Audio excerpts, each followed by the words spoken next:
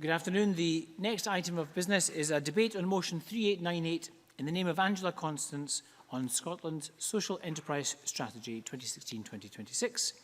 I would invite all members who wish to speak to press their request to speak buttons now, and I call on Angela Constance to speak to and move the motion in her name.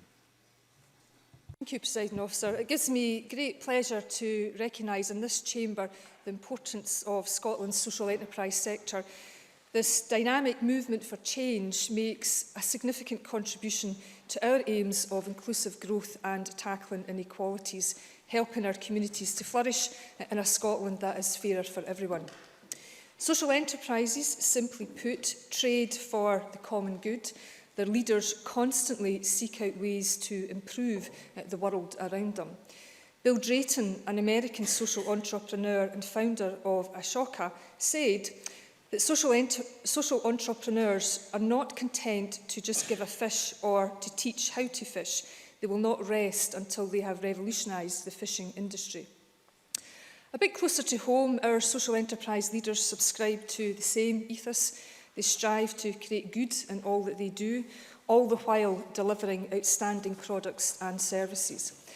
So whether that's Shetland Soap or Generosity Gin, the power of social enterprise in its ability to do business is in a more inclusive way. The promise of social enterprise is to deliver a real paradigm shift in the way that our economy is structured. Social enterprises are good for our communities, both communities of interest and of place, and they operate in both urban and rural environments. But critically, they are good for our economy, contributing 1.68 billion gross value added annually. And with 60% of social enterprises led by women, they are also beacons of fairer workplaces and ethical businesses practice. In opening this debate today, Presiding Officer, I want to reflect on the progress made by the social enterprise sector, outline our ambitions for the next decade, as set out in the co-produced Scotland's Social Enterprise Strategy 2016 to 2026, and look ahead to the delivery of the first underpinning action plan in March.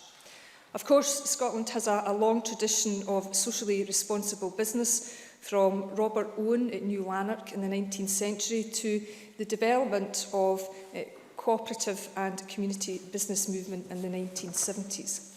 And over the last decade, this government has continued to champion social enterprise, building a world-leading ecosystem of support. From the publication of the Enterprise and Third Sector Action Plan to the first ever Social Enterprise World Forum in 2008 in Edinburgh, we are proud of all that has been achieved. And Scotland has built a solid reputation as the best place in the world to be a social enterprise, attracting incoming study visits from the Irish Social Enterprise Task Force, Canadian federal government and policy makers and social entrepreneurs from across Africa and Asia. So whether small or large, expanding or collaborating, Scotland's social enterprises make a huge contribution to a wide variety of very important areas of social policy, from the local, supporting community empowerment and the rural economy, to the national, helping our economy to be more innovative, inclusive and supporting social innovation and public service redesign and delivery. And on the world stage, our social enterprises have an increasingly global footprint, demonstrating Scotland as a forward-thinking and open nation. Later on this evening, I will have the pleasure of opening an exhibition organised by the International Network of Street Papers, one such international social enterprise headquartered in Glasgow. And I look forward to hearing more about the work that they do to support street papers, including the big issue, tackling homelessness globally. In November, I was humbled to present the Social Enterprise of the Year Award to Homes for Good, yet another social enterprise based in Glasgow, this time revolutionising the private rented sector. Another award winner, Freedom Bakery, is now expanding their operations to not only train those in HMP Lomos and artisan bakery, but to give new opportunities to people with convictions, building their skills and breaking the cycle of offending. And of course, social enterprises flourish right across Scotland. James Dunbar of New Start Highland and twice winner of the Institute of Directors Director of the Year Award is tackling poverty, providing employment and contributing to the circular economy right across the Highlands. And in Argyll and Bute, Kintyre Recycling supplies reuse services right across the Kintyre Peninsula with specific employment opportunities for people with learning disabilities. So, Presiding Officer, these are just a few of the very many examples across Scotland, and whilst clearly there is much success to celebrate, we won't rest on our laurels as we see the potential for so much more. Scotland is a world leader in the holistic support it provides to social enterprise. That's why in 2016 we launched 2 ambitious social enterprise strategies to set the framework for further development over the next decade. These strategies were fully co-produced with an engaged and vibrant social enterprise sector and in partnership with our enterprise agencies. And I want to personally thank the many who contributed to the development of these important publications. Internationalising social enterprise, a strategy for Scotland, was launched in September, and in December we published Scotland's Social Enterprise Strategy 2016 to 2026, Scotland's first long-term framework for developing social enterprise. And this national strategy clearly sets a vision for where we see social enterprise in Scotland in 10 years' time. We share the social enterprise movement's vision of social enterprises becoming the norm, visible in all aspects of life. We see Scotland's social enterprises becoming widely known for their high quality and sustainable services which reduce inequality, lift people out of poverty and encourage more empowered and resilient communities. And we see the movement growing and influencing from the most deprived urban communities to the most remote rural areas. And we will continue to build on our world-leading reputation, and we will share our expertise, reinforcing our reputation as the go-to destination for learning about how to start, grow and support a social enterprise. Scotland's social enterprise strategy provides a framework for action around 3 key priority areas. Firstly, stimulating social enterprise, developing stronger organisations and realising market opportunity. And these priorities were endorsed by the Convention of Scottish Local Authorities and will be key to driving forward action both locally and nationally. So, as the saying goes, begin as you mean to go on. Having evidenced the power of co-production in the formulation of the strategy, we're now working with the social enterprise sector and public sector partners on developing the first of 3 action plans for the period 2017 to 2020. And delivering over 3-year periods leaves us room to be agile in our response, adapt to the changes that inevitably lie ahead, and builds on key points at which we take stock and learn from what has been achieved so far. And in this first phase of action, we will drive forward change, test ways to increase the profile of social enterprise and set the foundations to explore new long-term approaches. And we're already engaging on the contents of the first action plan with leaders from across the social enterprise sector. And I welcome any contribution or input that MSPs across the Chamber may have today or in the weeks and months ahead. Certainly. Dean Lockhart. Very interested to hear about the 3-year action plan. Would you be able to update the Chamber in terms of when that action plan would be published? Cabinet Secretary. Yes, the action plan is due to be published in spring and in March, and we're on course, on target to be meeting that. Presiding Officer, in order to demonstrate the Scottish Government's real and ongoing commitment to this dynamic movement, we are delivering some early actions in support of the strategy in critical areas including business and procurement support, social finance and collaboration. So today I'm delighted to announce a new package of early interventions worth more than £900,000 this financial year. This builds on the recent expansion of the Social Entrepreneurs Fund of £140,000, which I announced at the launch of the strategy in December. So taken together, this means that more than £1 million has already been invested to lay the groundwork for the implementation of the first action plan. And they include, firstly, starting up Scotland's first social impact hubs one rural, one urban, which is a recognised international model of facilitating collaboration. Strengthening business and leadership support for our community enterprises and development trusts. Investing in Scotland's only accelerator programme for early stage social enterprises in partnership with the Big Lottery. A proven pipeline for cutting-edge organisations, including Breadshare and Homes for Good.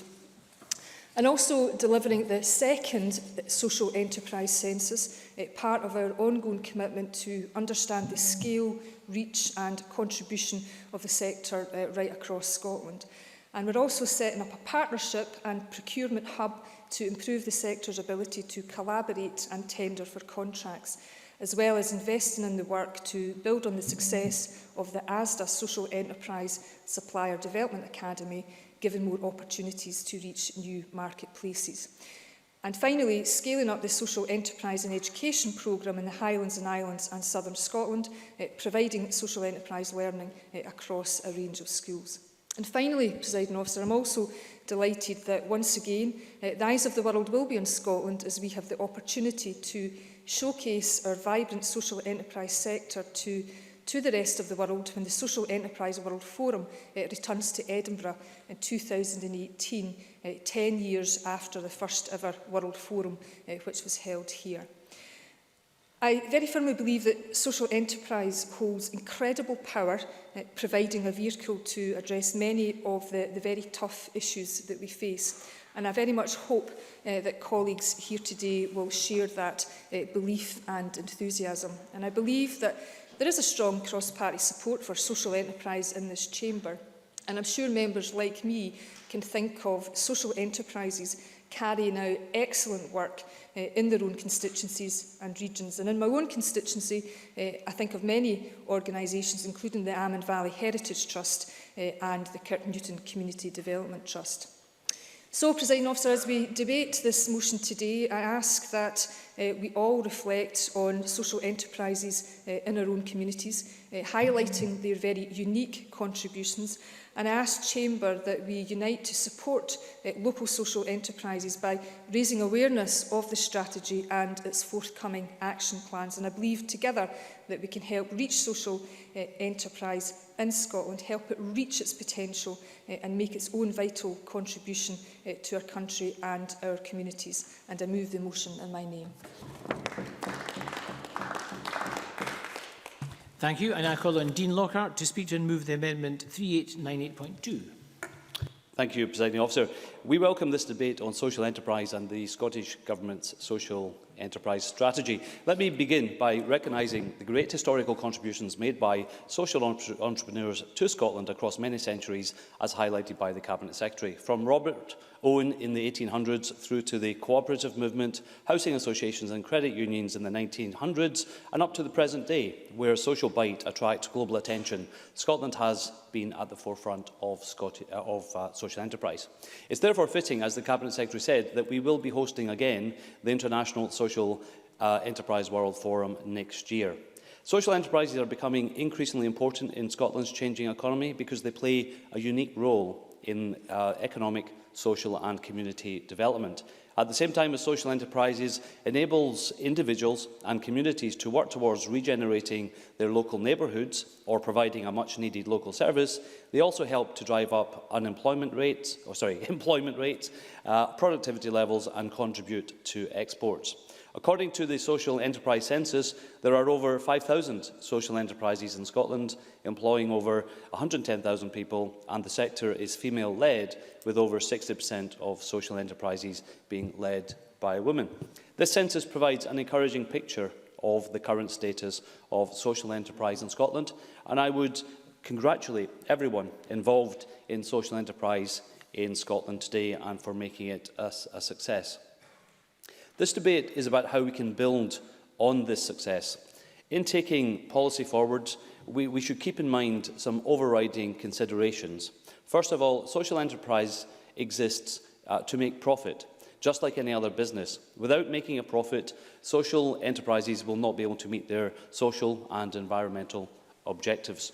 While there is some debate over the exact definition of what is a social enterprise, I think the description used by Social Enterprise Scotland encapsulates the essence of social enterprise, as a dynamic, ethical and more sustainable way of doing business.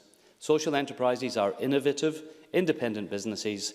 They exist to deliver a specific social and/or environmental mission. I think everyone can recognise that as reflecting the true meaning of social enterprise.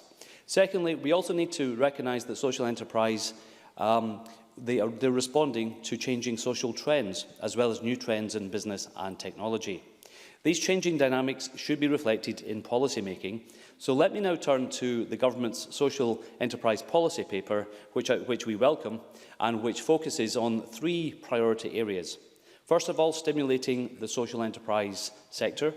Secondly, developing stronger organisations. And third, realising market opportunities. We also welcome the fact this is a long-term approach, a 10-year strategy which will be accompanied by a series of 3-year action plans setting out evolving commitments and initiatives. I have to say, even though the paper was or is 52 pages long, there wasn't really much in the way of specific policies or measures. So in the spirit of cooperation, let me suggest some for the Cabinet Secretary to add to the 3-year action plan, which we would welcome very much to be involved in. First of all, we need to simplify the system of financial and business support for the development of social enterprise. At the moment, there is a cluttered landscape. Grants, project funding and other finance are available from a long list of different agencies with different objectives and outcomes attached to the funding streams. I think this is hindering to some extent the development of the sector. We also need to address the issue of grant dependency. Evidence given to the Economy Committee last year highlighted the problem of social enterprises sometimes relying on a continuous stream of grant funding. We need to promote more sustainable forms of finance for the sector. Yes, please. Joanne Lamond. I wonder if the member would agree that the cooperative model is not grant reliant and is actually a very good model in terms of making sure there is both a social element but a very strong practical focus on delivery. Dean Lockhart. Yeah, I would agree with that, and I think the member was actually at the Economy Committee where grant dependency was discussed, and she made that very good point in that session, which I agree with. However, in some areas of the sector, this is an issue. In addition to financial assistance, social enterprise needs business support. At the moment, it is very often difficult for emerging social enterprises to get help with business planning, setting up an office or hiring staff. Very often, these issues are the difference between success and failure. To address these issues, we would suggest that the action plans the Cabinet Secretary referred to for social enterprise are coordinated with Phase 2 of the Enterprise and Skills Review being undertaken by the Cabinet Secretary for the Economy. This will ensure future policy for SME development in Scotland across private and social enterprise sectors are aligned. It will also ensure better coordination for business support across different agencies. In other areas, we agree with the need to promote social enterprise at different stages of the education journey, including at schools. Promoting social enterprise at school can encourage school leavers to consider establishing their own business. And I know that many schools run social enterprise projects in order to encourage school children to get involved in this activity. However, what the paper doesn't recognise is that many social enterprises have been established on the basis of vocational skills of their founders, builders, tradesmen and women with vocational skills. The reduction of 152,000 college places will make it difficult to replicate some of these social enterprises in the future. It may also negatively impact the number of women who have the relevant vocational skills. So again, we would encourage the government to have a look at reintroducing some of these important college places. Another priority is to increase the presence of social enterprise on our high streets to make it more visible. The various city region deals in Scotland provide an ideal opportunity to incorporate social enterprise into the expansion of city, town and rural developments, and we would encourage this to be part of the action plan. The government's paper also highlights the need to develop stronger networks and organisations. It is interesting that the census highlighted that 20% of social enterprises are based in the Highlands and Islands. I see this as no coincidence, given the social development remit of the Highlands and Islands enterprise. Reflecting this success, we call again on the Government to keep the board of HIE independent. Likewise, with the introduction of the South of Scotland Enterprise Board, with a social enterprise remit similar to HIE, we call for the creation of a specific and independent board for that body with local expertise. Presiding Officer, as our amendment to the motion today highlights, public procurement policy can also be used more effectively to promote social enterprise, something the Cabinet Secretary mentioned. As with many SMEs, small businesses, the key to a breakthrough is very often to get the first project, to get the first run on the board. And the public sector in Scotland spends around £11 billion a year buying goods, services and works. The public sector can help, and I believe, do more with social enterprise. As a result of recent changes to EU procurement laws, we now have a legal framework to fundamentally change the way the public sector engages with social enterprise, and we look forward to hearing more about this in the action plan. Finally, the Scottish Government paper also commits to a more flexible model of impact measurement, which we agree with. We look forward to seeing proposals in this area because in the past it has not always been possible to measure success or look to see what success might look like. So we would encourage the Government to introduce a transparent measurement framework which is cost-effective, accessible and independently verifiable and linked to an agreed social impact measurement. After all, it's not just about the financial impact, it's about the social impact. Presiding Officer, let me conclude by welcoming the strategy paper as the first step in realising the full potential of social enterprise in Scotland. However, as we have indicated, the Government strategy must be more specific and there will be a real need to coordinate policy across different departments if this potential is to be fully realised. We look forward to working with the Government to realise the full potential of the social enterprise sector in Scotland. I move the amendment in my name. Thank you very much. And I call on Richard Leonard to speak to and move the amendment in his name. Thanks, Presiding Officer. I'm delighted to be opening this debate for the Labour Party and moving the amendment in my name. Of course, many of us in the Labour movement have a special affinity for social enterprise in general and the cooperative movement in particular. The Cooperative Party, of which I am a member, is an important and distinctive part of the Labour movement, and this year celebrates the centenary of its founding. In the past, I have referred to social enterprise as a practical example of socialism at work, and that is how I would want it to be.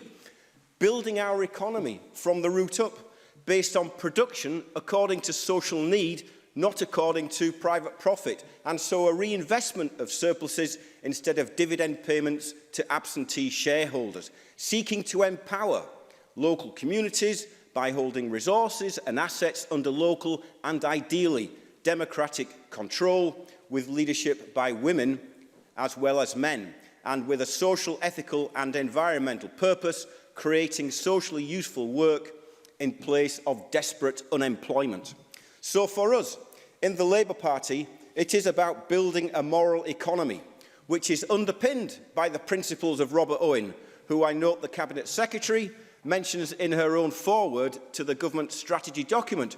She will, of course, know that Robert Owen wrote, and I quote him, "There is but one mode by which man or woman can possess in perpetuity all the happiness which his or her nature is capable of enjoying, and that is by the union and cooperation of all for the benefit of each." The union and cooperation of all for the benefit of each. And I hope that is a political principle which she will apply right across all of her political considerations.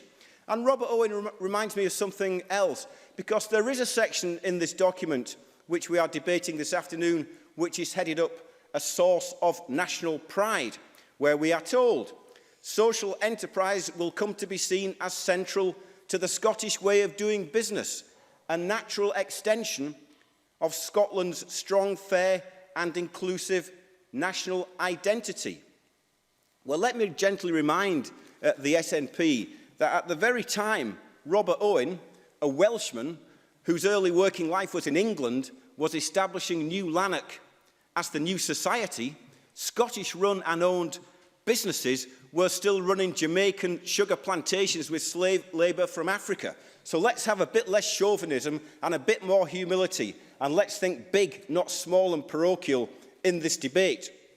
We will support the Cabinet Secretary, and we will work with her government in its quest to bring this strategy to fruition, to stimulate the social enterprise sector in Scotland to develop stronger social economy organisations, and where possible to internationalise them, because fair trade should not simply be limited to what we import. It should be a goal of public policy in what we export as well.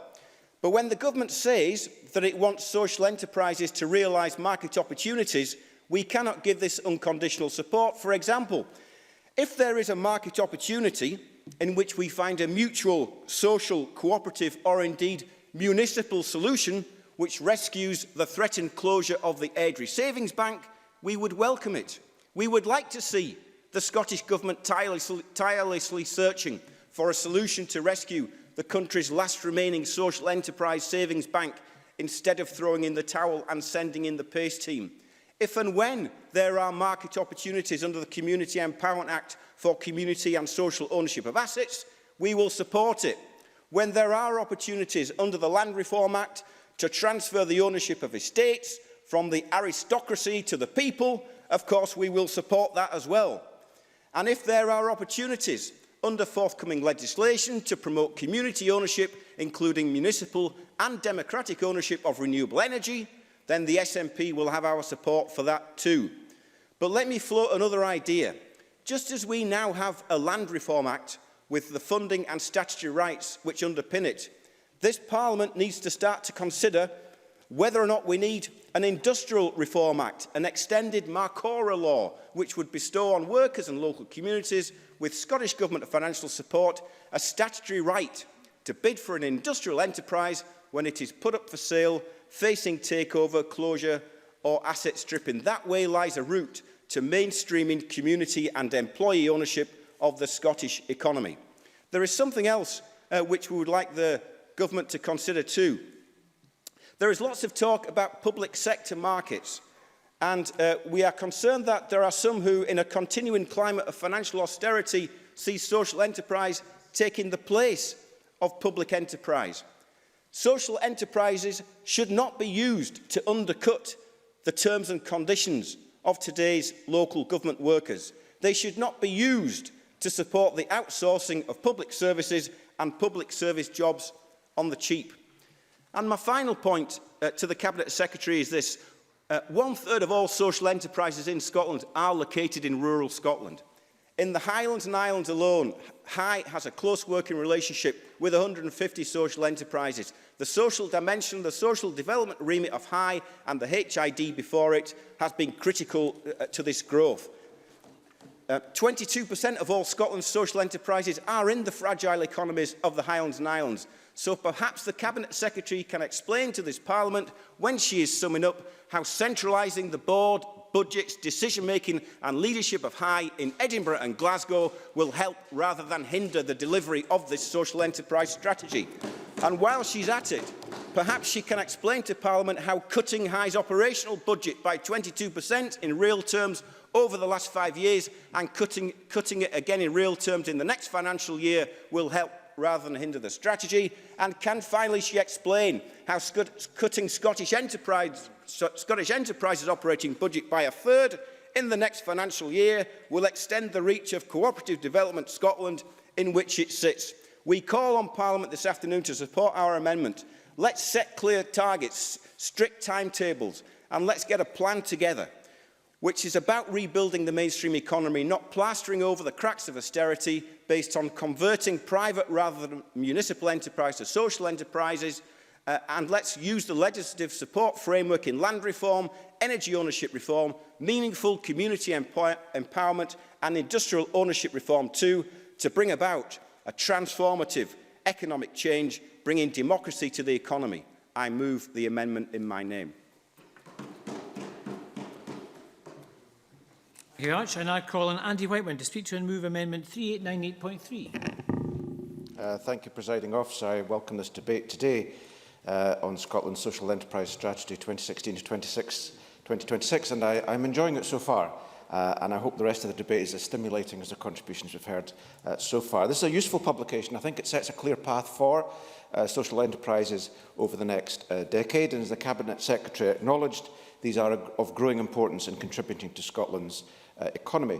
They're also a part of a wider social economy, which, as the European Commission defines it, exists to make profits for people other than investors or owners. And this social economy includes cooperatives, mutual societies, non-profit associations, foundations and social enterprises.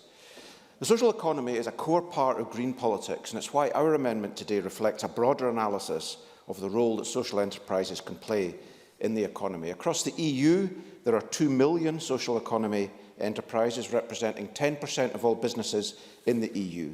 More than 11 million people, about 6% of employees in the EU, work for social economy enterprises. And in addition, up to 160 million people across Europe are members of social economy enterprises, mostly in banking, retail and agricultural cooperatives. In Germany, for example, it would be utterly unremarkable for myself to bank with a cooperative bank such as Volkswagen or a Sparkassen owned by my local municipality. I might live in a local cooperative-owned house and work for a social enterprise providing transport or retail services. And indeed, German cooperative banks are a very, very important part of the German economy, being significant lenders to the Mittelstand of small and medium-sized enterprises. So Greens see the social economy as a whole as vitally important in building a sustainable, prosperous and more equal society. As the social enterprise strategy highlights, social entrepreneurs are driving innovation and identifying business opportunities,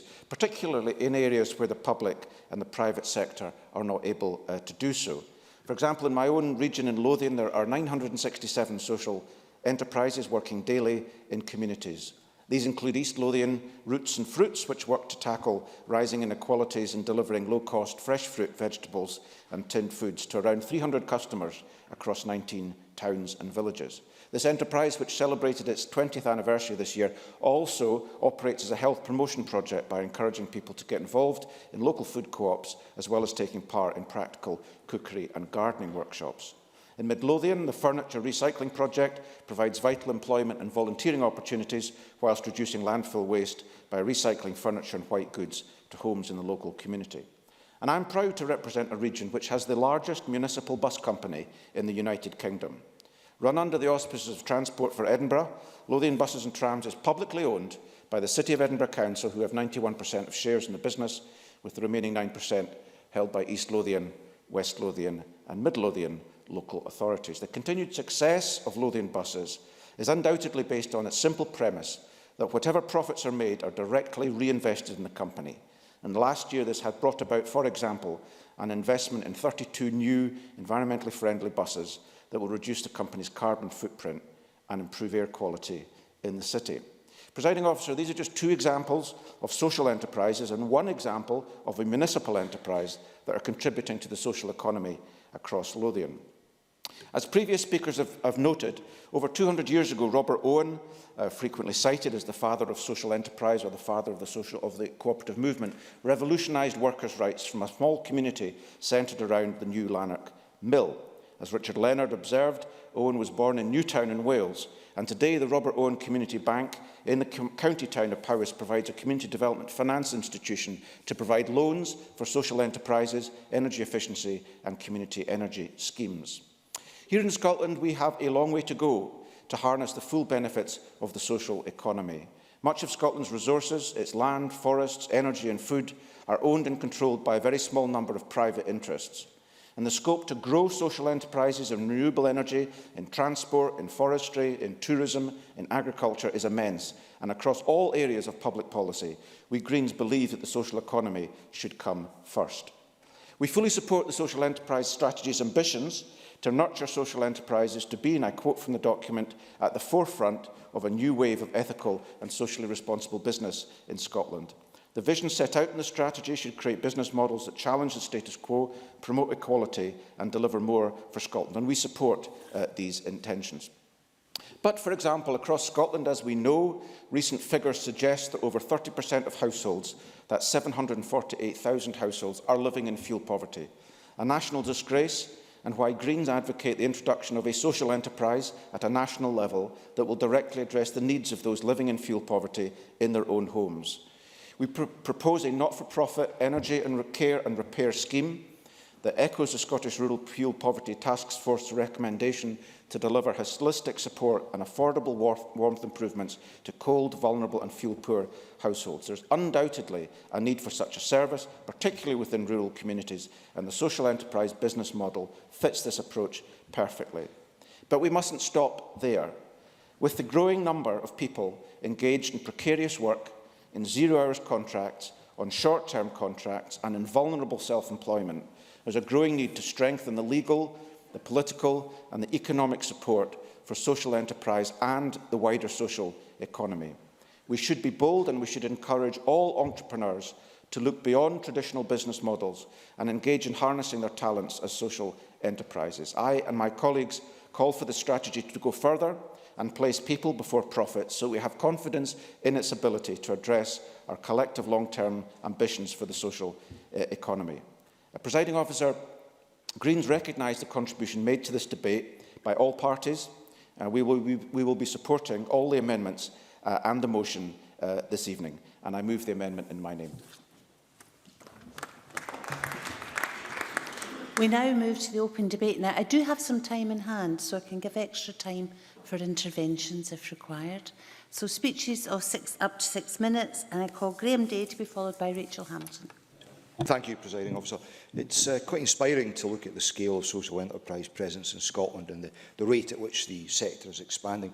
If justification for holding this debate were required, then it's to be found in the fact that more than 5,000 social enterprises are already operational in Scotland, with the sector contributing 1.68 million annually to our economy, supporting in excess of 112,000 jobs. And with 200 start-ups each year, this really is a growth area. And more than that, it's an ethical, inclusive growth area, one which, for example, sees women far better represented at the top than that is the case in other sectors. Like the Cabinet Secretary as expressed in the final sentence of her foreword to the strategy report, I look forward to the full realisation of this dynamic, responsive movement for change. And there's no doubt the 10-year strategy, which is being laid out, supplemented by 3-year action plans, has the potential to help deliver that realisation. Presiding Officer, 1/3 of social enterprises, we are told, are located in rural areas. My rural constituency is home to a thriving, employee-controlled social enterprise, delivering support services to 600 people across the whole of the county of Angus, in towns, villages, small settlements and remoter parts. And it's a pretty good example of what can be achieved using the social enterprise model. Care About Angus was launched in November 2015 on the back of the local council pulling out of delivering home help services. It began with 28 staff drawn from the ranks of the council employees who'd taken the redundancy packages. It now has 60. It started out with 210 clients, now has almost triple that number. And the services provided go beyond basic home help now. They include volunteer driving, befriending, cooking and shopping. A growing success story, but one that was not without its initial challenges. Despite the national policy support for social enterprises, it proved difficult to secure significant funding for start-up expenditure, even though Care About Angus was filling a gap created by local authority withdrawal of provision that was running at a loss of £120,000 a year, and it was meeting a clear need. Of course, not all social enterprises survive, even when they are being underwritten. Arbroath, in my constituency, and a vulnerable group of young people are only too painfully aware of that. Arbroath High Street was home to Darling's Coffee Shop, an award-winning venture run by the charity Enable, which employed and trained youngsters with learning difficulties. It was much cherished by those who worked there and their families, and indeed the many customers it attracted. But unrelated financial challenges led to Enable withdrawing from social enterprise, and despite considerable efforts being made to secure a future for Darling's and the possibility of national funding to meet the enhanced staff supervision costs that the model incurred, sadly the cafe closed its doors early last year. Thankfully, that failure is not reflective of a trend. Indeed, locally in Angus, we're seeing a number of exciting social enterprises springing up, or groups heading towards establishing themselves as social enterprises. Not the least of the latter is the Kirriemuir Regeneration Group. It has its roots in the town being confronted by the council-owned Camera Obscura shutting its doors in April 2015. 6 townsfolk came together to address this, Within 2 months, the facility had reopened, and in its first year of operation, it attracted approaching 3 times the number of visitors Camera Obscura had in the preceding 12 months when operated by the National Trust for Scotland.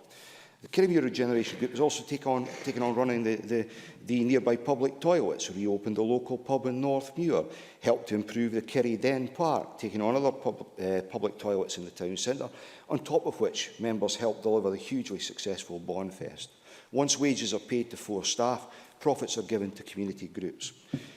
Presiding officer, I should say, and the group are aiming to become a full social enterprise in due course. Presiding officer, stats show that 1 in every 4 social enterprises is focused on a single community, and I'm quite impressed by efforts taking place in the village of Inverkeithler to open a community-run shop, selling essential groceries and promoting local crafts and produce for locals, passing trade and visitors alike.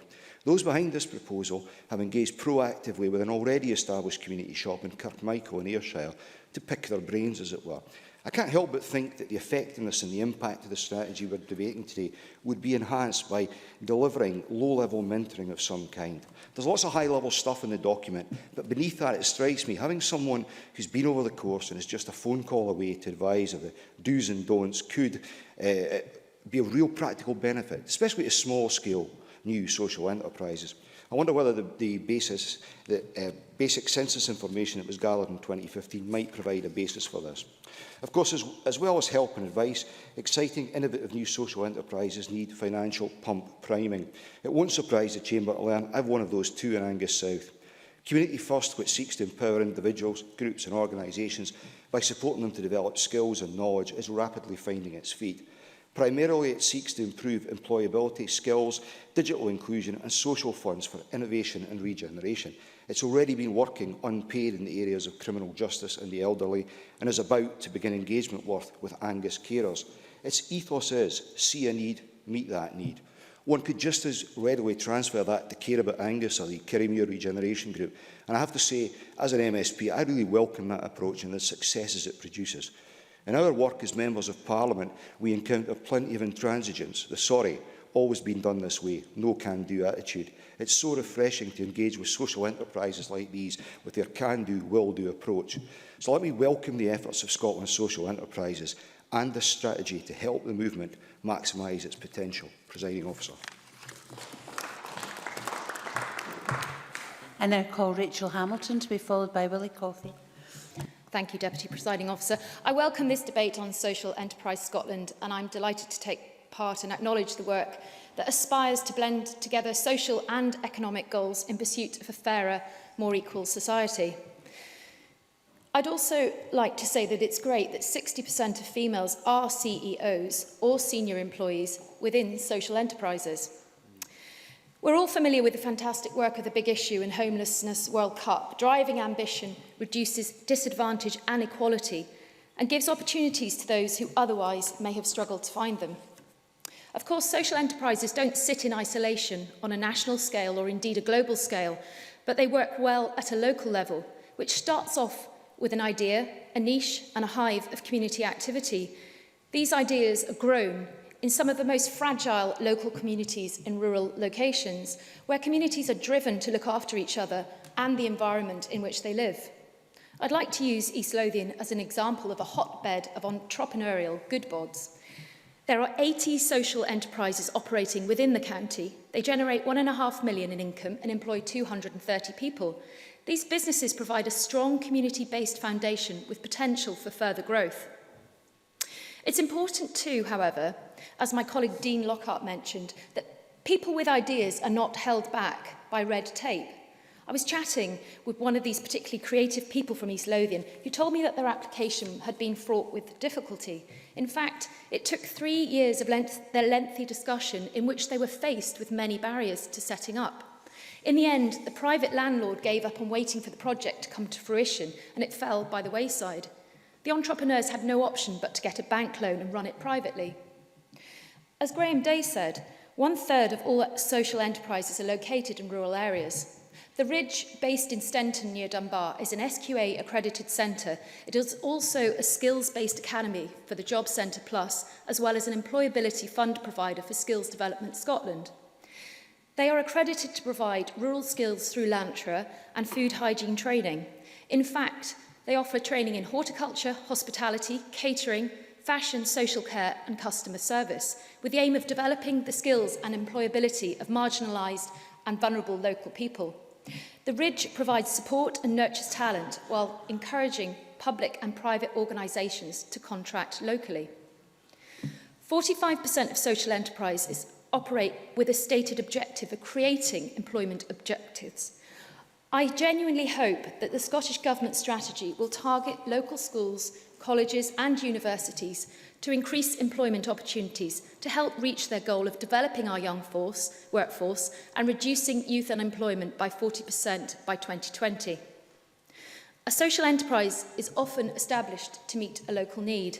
In East Lothian, like many other regions, skills gaps exist. It is therefore encouraging that workforce development has been recognised as a priority. Like my example of the Ridge, my hope is that social enterprise businesses will work hand in hand with Skills Development Scotland to nurture this young workforce ready to enter their given profession and in turn make a contribution to their respective communities. Working alongside education providers and engaging from preschool right through the educational journey to promote social enterprise activity will cultivate innovative ideas and encourage these individuals to give something back to their communities. I also look forward to hear how the action of the Scottish Government will take to revolutionise the way it contracts goods and services from social enterprise now it has that legal framework. The Scottish Government has the tools to deliver its target and of course we all in this chamber wish them luck in that endeavour. I've highlighted the enthusiasm of social enterprise in East Lothian. This strong performance is replicated throughout Scotland and sees Scottish social enterprises with a net worth of 3.86 billion, employing over 100,000 people. There is much to be positive about Scotland's social enterprise strategy, and overall it seeks to build upon the success of the last 10 years that saw 42% of all social enterprises formed. It also aims to improve Scotland's international reputation. This will be fantastic for Scottish tourism and will encourage visitors to our shores. Some 250 social enterprises are recognised to support tourism and heritage. To close, Deputy Presiding Officer, I am encouraged to see a strategy that will benefit Scotland in more ways than one. I have seen firsthand the positive work done in East Lothian and across Scotland. I am happy to see a strategy that seeks to incorporate a focus on education and developing the workforce to meet the needs of respective communities. I'm looking forward to learning how the Scottish Government will capitalise on this new legal framework to further its already stated aim. Most importantly, the Scottish Government should ease the process to achieve success. The success of the Scottish economy will be largely a blend of innovation in the public, private and social enterprise sector. If all three work together, we can boost Scotland's economy, promote equality and feel good at the same time. I call Willie Coffey to be followed by Joanne Lamont. Thanks very much, Presiding Officer. The Cabinet Secretary's forward in the strategy for social enterprises reminds us of Scotland's pioneering beginnings in this area. She mentioned Robert Owen, as have other members, the mill owner and social reformer of New Lanark in the 19th century.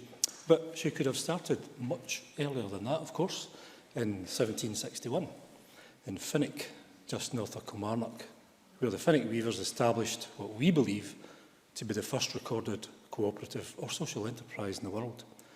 Their first rule, that they shall be honest and true and faithful to one another and to our employers, and exact neither higher nor lower prices than are accustomed to in the towns and parishes of the neighbourhood, espouses for me the same commitment in this new strategy of 2017, that all social enterprises should use assets and surpluses for the public good and to operate in the wider interests of society. What a lovely contrast, I think, from our pioneering past to our present. We commemorated the 250th anniversary of that event with a celebration in Finnick in 2011, and our whole community owes a great debt of gratitude to my constituent, the late John Smith, without whom the history of Finnick, the weavers and the significance of the cooperative movement would have remained largely unknown to the local and wider contemporary Scottish public. I would like to think that it's those humble beginnings that have helped Scotland to establish itself as a recognised world leader in social enterprises. The World Forum was conceived and launched here in 2008 and has grown considerably since then, meeting all over the world and coming back to Scotland next year. And has been mentioned by several colleagues so far, social enterprises are now a significant part of our own economy. We've got about 5,000 in Scotland, over 100,000 people employed, and contributing nearly £2 billion to the economy. The start-up count is healthy every year, and hopefully the strategic plan will provide the focus and become a template for further growth. The strategy itself has been developed with the sector and has three key priorities: to help stimulate the social enterprise sector, to help organisations to develop, and to help them to realise the market opportunities that exist for them. Helping to stimulate the sector is the starting point, and working with local organisations to promote and encourage entrepreneurship and innovation will hopefully be the catalyst for more people to see the possibilities and to think about starting more social enterprises. In addition, I'm pleased to see that the social enterprises feature within our Enterprise Schools programme and make a plea that we include cooperatives within the overall language and exemplification that we use. One of the messages coming from our cross-party group on cooperatives over several years has been the lack of knowledge of and promotion of the cooperative business model within education. Too often, people, and young people in particular, think only about starting new businesses because that's all they're familiar with. So I'm very hopeful that we can begin to address that and show that social enterprises and cooperatives are a model worth embracing from the outset. Secondly, to help organisations to develop, they need financial resource, knowledge and the ability to meet with and network with others to help them grow their potential. There can surely be nothing worse than feeling isolated with an idea, not knowing who to turn to for help and advice, and not being able to share those conversations with like-minded people. And thirdly, some additional work streams will be added to help our social enterprises to find those new markets that are vital if they are to grow at all. They will need to try to help and find new business within the public sector itself, directly into the consumer market, and not least to find routes into the wider business market too, encouraging all of those sectors to consider doing business with social enterprises will provide a huge boost to them and will certainly help them to be more confident about long-term sustainability. Of course, all of this doesn't come without challenges, especially for some sections of the social enterprise network that have been around for some time. There are issues relating to management and organisation, and they need to be flexible enough to adapt to new circumstances and opportunities. Wages are an issue for some within the sector, but there is already good evidence around from Social Enterprises UK telling us that social enterprises are leading the way when it comes to pay. They found that 74% of social enterprises across the UK who responded to their online survey just a year ago pay their employees the living wage, compared with just over 50% of small businesses.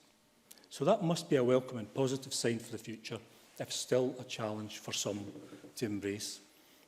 Presiding Officer, in summary, we've come a long way since those humble beginnings in Finnick in 1761, and little did the weavers and their apprentices realise that they would still be the subject of much discussion in 2017.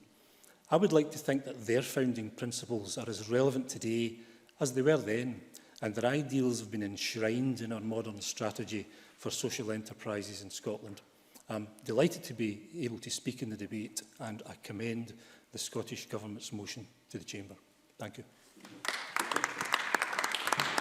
I call Johann Lamont to be followed by Willie Rennie.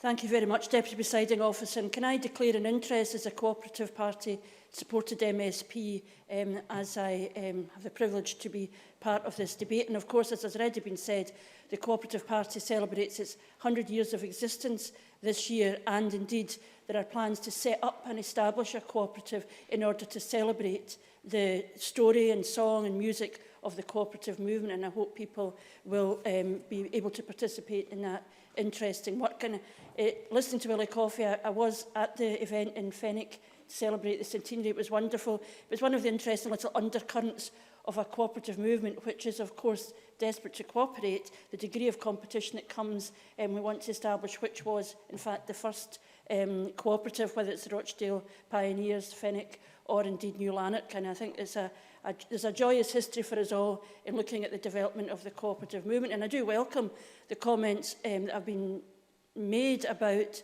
the importance of Robert Owen, and I'd be interested in any ideas or plans the Scottish Government have to plan to celebrate his work and, of course, the proud history of many other cooperators within our communities. And this is an opportunity, I think, to recognise the richness and diversity of the social economy sector. It's been a long time part of Scottish life, whether in our island communities or in our cities. And it was something that from the beginning of the establishment of this Parliament has been a thread that has run through, a discourse that has run through the work of this Parliament. And on that basis, I do recognise and welcome the strategy document today. Of course, we recognise the social in social enterprise. It speaks to the very best in our communities. It gives us some optimism that it is possible to create ethical work that treats people in the workforce with respect and that is addressed at need.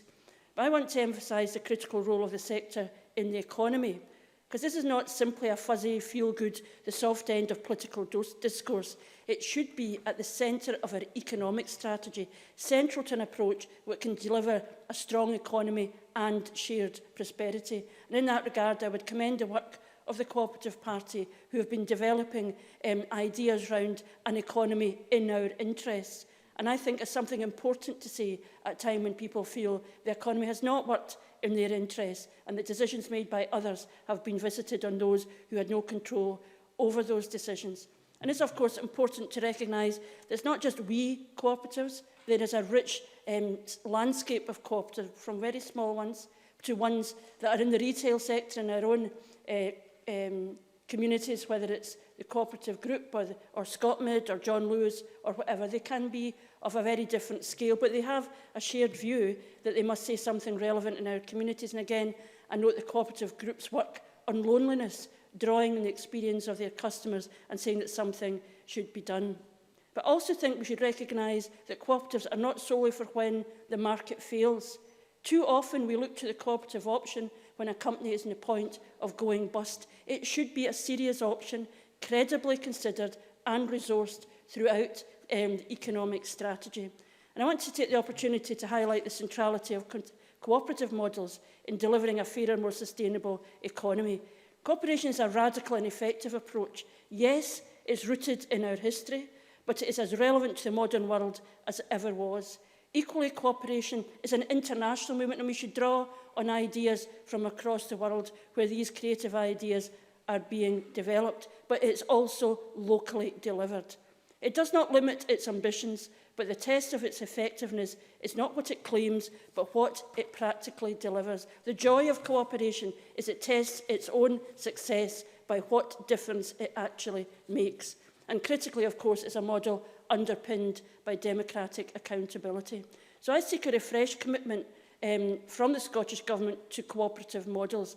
I know that the Government says the right things, but we are looking to hear more in practical terms what they're going to do. In the past, I have asked how cooperative land ownership would be promoted, and I would be keen to know that that question has been, an answer to that question is being developed. How exactly will the Scottish Government develop legislation and plans to open up cooperative opportunities in early learning, childcare, health and social care, land ownership, broadband and transport? How can cooperatives be used to promote ethical consumption and a name identified in the paper? What work is going into ensuring, and Willie Coffey referred to this, where education addresses entrepreneurship and innovation that cooperative models are taught to? There is some evidence that young people who do never see themselves as running a business will be drawn into a social enterprise if it's involved in their communities, and maybe a first step for them to take on that broader opportunity. How will the Scottish Government address the barrier public procurement rules placed in the face of social procurement, whether it's on fair trade, blacklisting, or arguably in developing housing co-ops? And I want to make two, I think, quite important points in conclusion. Firstly, there was something absent from the Cabinet Secretary's introduction, and that was the role of Cooperative Development Scotland. I am very proud of its establishment and its recognised role and purpose in being an advocate for cooperation within economic thinking in Scotland and having an active role in supporting the cooperative option. But I am gravely concerned that its visibility is less and the level of resource being made available to it to do its job may be reducing. And I think this is a time to have a review of its role to ensure that that is strengthened. I know there are people in there doing good work, but it needs to be an agency that's seen as absolutely central to Scottish Government's thinking. And I also would hope that the Scottish Government could consider a Minister for Cooperation, for a role across Government, because while the Cabinet Secretary for Equalities is here, there's a direct role for the Cabinet Secretary for the Economy and Finance, and I would want to know that that work is being joined up. And I do hope the Cabinet Secretary will be willing to meet with me and my fellow cooperative MSPs to discuss particularly the role of Cooperative Development Scotland. And secondly, we know that land reform has transformed local communities, moving it, in some cases, at best from benign neglect to active work on creating economic activity, rebuilding fragile communities. And it is no surprise that cooperatives have been at the centre. There's equally no surprise that credit unions and cooperatives are at the centre of some of our most impoverished urban communities too. But in this context of what we see as the evidence of the flourishing of cooperatives in our rural communities, it's simply incomprehensible why the Scottish Government has, rather than strengthening and drawing and searching to replicate the creative work of Highlands and Islands Enterprise, now seeks to take over control and, I would argue, weaken that drive that has sustained our communities over time, that has saved communities and has actually created economic opportunity. The social economy tells us that locally delivered action, understanding local challenges, creates economic and social opportunities, the economic as important as the social. Co-ops tell us that democratic accountability matters, that the search for uniformity in this sector is a block to that creativity. And I do urge the Scottish Government to ensure that the enterprise review goes where the social enterprise strategy takes you, not to centralise, not to seek uniformity, but to liberate the talents and abilities in our communities, not with one economic model, but supporting that diversity of models. I don't think it's too late for the Scottish Government to step back from the decisions they've already taken in relation to enterprise, but actually review all of the enterprise agencies to allow that enterprise strategy to be informed by and strengthened by the social enterprise strategy, rather than be in contradiction to it. I welcome the fact that this debate has taken place. I look forward to meeting with the Minister, in particular around Cooperative Development Scotland, but I celebrate with everyone across the chamber the very important work that social enterprise and cooperation does every day within our communities. As I said earlier, we do have a bit of time in hand. I call Willie Rennie to be followed by Ruth Maguire. That was a dangerous thing to say, Deputy Presiding Officer. I can talk forever, believe me. Liberals are strong supporters of cooperatives, of employee ownership, and are foursquare behind social enterprises too. Ethical, environmental, community-focused, often community-owned, socially conscious. These are the characteristics that we often think of when considering social enterprises. But just because a business makes a profit does not mean that they should be excused from behaving in a manner that we describe to social enterprises. So they should be ethical, environmental, community-minded, and have a social conscience too. It should not be the exclusive preserve of social enterprises. Making a profit in itself is not necessarily bad. That was the drive of the Liberal social reformers like Robert Owen, who believed that caring for his workers was as good for his business as it was as good for the workers, as well as providing a good quality service or goods for the people who want it. I share the admiration that members across the Chamber have shown for the social enterprise sector. It's been close to my heart for some time. There's two social enterprises in my part of the world, Castle Furniture in Cooper, that had an offshoot that was recycling paint, and another one was a book recycling project in Cowdenbeath, run by the Shaw Trust. Now, the book recycling project was training a lot of people from disadvantaged backgrounds. It was also saving books from going to landfill, and it was also selling on books to people who needed them. The Castle Furniture recycling project for paint was taking old paint and reusing it, selling it on, training people as well, saving it going to landfill. All of those, or both of those projects, had an environmental angle, they had a training aspect, but they also were selling goods that people wanted. Now, they were close to my heart because my wife worked for both of them. They're now closed down, which is no connection with my wife, I dare, I want to say. But they were great projects. But that is part of the nature of the social enterprise sector, and one of the things that we need to be working at is to bring stability and long-term viability for the social enterprise sector.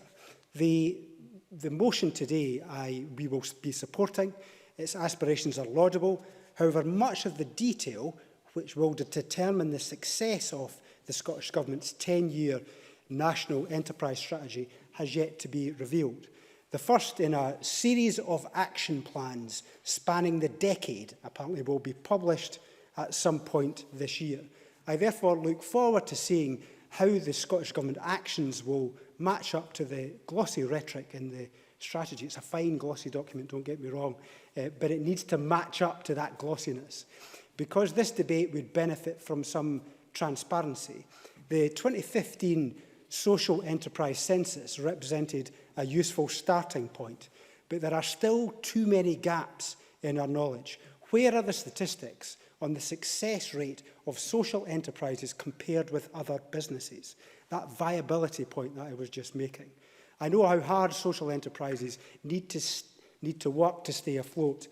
They can depend on a range of income streams from trading to grants and legacies. Some might say that is part of the territory, operating in parts of the economy where companies are apprehensive about getting involved, where profit margins are low and risks high. Indeed, the census noted that 39% of typical social enterprises returned a deficit. Where too is the data confirming that Scotland's social enterprises are on a par with world leaders in terms of their success, as the strategy asserts on 2 occasions? And how many social enterprises are working around the clock to fill in gaps in the system, areas the public sector has overlooked or retreated from? I recall visiting another social enterprise in my part of the world called Urban Therapy in Lochgelly. It is a social enterprise that provides counselling for people suffering from mental ill health. The service they provide was in such demand that people were travelling from as far afield as Glasgow. Glasgow to Fife's not a short distance. So they were travelling that far to get that kind of help. With 1 in 4 people in Scotland experience a mental health issue in their lifetime, it is little surprise that they're prepared to go that far to get the service. But it's a symptom of years of underfunding of mental health. So if we are being asked to endorse a blueprint for social enterprise for the next decade, we need to be clear about where we are currently. This is the type of information that would help assure Parliament that we are indeed on the right track. Indeed, the strategy acknowledges that more information is necessary. So it would be helpful if the Cabinet Secretary, in her closing speech, would set out what additional figures and key performance indicators members can expect to draw upon in future. I was, however, particularly drawn to the 2015 census data on the Highlands and Islands. It highlighted the fact that 22% of all social enterprises are located in that region, in the Highlands and Islands, more than double what its population share might merit. It rightly proclaims this to be impressive, in quotes. And the census specifically praised the foundations Highlands and Islands Enterprise established through a pioneering new approach to community economic self-help that quickly became integral. Page 17 recalls that the factors which allow social enterprise to flourish in rural Scotland, in quotes, were recognised as long as 50 years ago in the Highlands and Islands, where the Regional Economic Development Agency was given a remit for community as well as economic development, and where substantial support has been provided to social enterprises for many years. But what was praised repeatedly in the 2015 census doesn't even merit a mention in the 2016 strategy. It entirely omits the contribution that Highlands and Islands Enterprise has made. So I would like to take a moment to remind members, because Highlands and Islands Enterprise regularly reports back to this Parliament. There are well over 1,000 such businesses in the region, accounting for approaching 7,500 jobs. Social enterprises activity contributes £130 million to gross value added to the region's economy. HIE continues to support social entrepreneurs to social enterprises in schools. It has sought to attract young people to the region by providing them with placements with social businesses, providing dozens of these opportunities through the ScotGAD programme. Among HIE's 4 priorities is to support social enterprise to shape and realise their growth aspirations. It's a unique remit, recognising the social and community dimensions to economic development has proven its worth.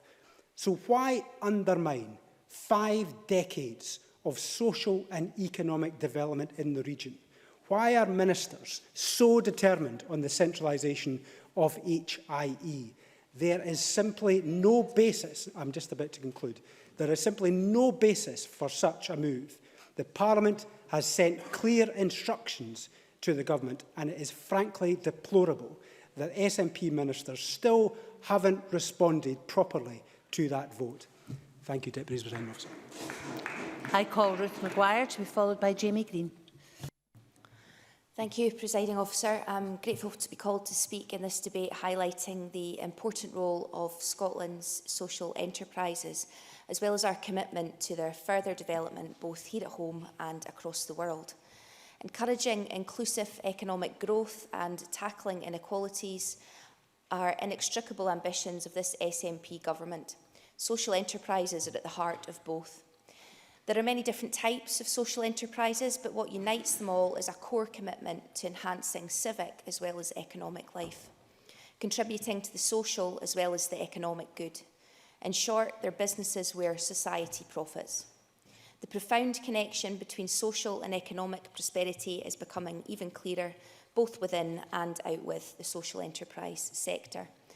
The living wage provides an excellent example of this. First and foremost, paying the living wage is morally right, ensuring that people's basic wage meets the cost of living and reducing in-work poverty. But it's also profitable from a business perspective, with all evidence showing that it leads to increased productivity and reduced staff absence and turnover, as well as sending a strong signal to customers about fairness. The Government recently announced Scotland's 700th living wage employer, and I hope that this number will continue to grow as more businesses become convinced of the strong case for paying their employees a fair wage. 700 is a good start, but out of hundreds of thousands of businesses and employers in Scotland, there's clearly still a long way to go. It's no coincidence that nearly 70% of Scotland's social enterprises and 3/4 of social enterprises across the UK as a whole pay at least the living wage, a clear demonstration of their recognition of and commitment to the links between social and economic prosperity. As we've heard, the social enterprise sector contributes £1.68 billion to our economy each year and employs more than 100,000 people.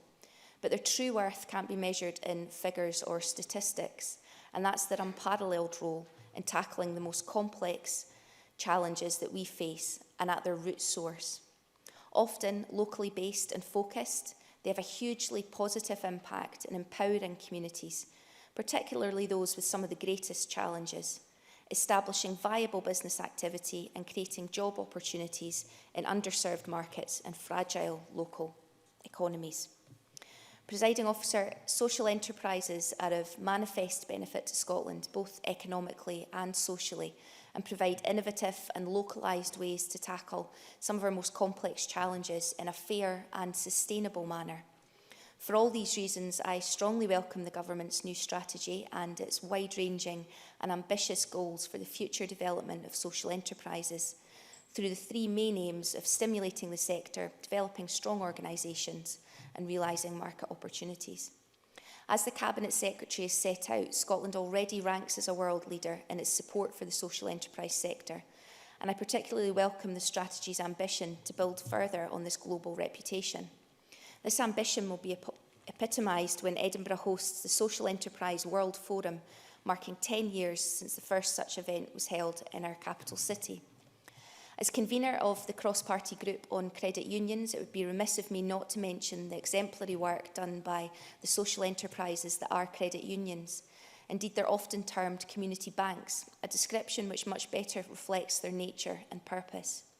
Owned and controlled by members and with a membership based on a common bond, credit unions are underpinned by the cooperative ethos of people helping people.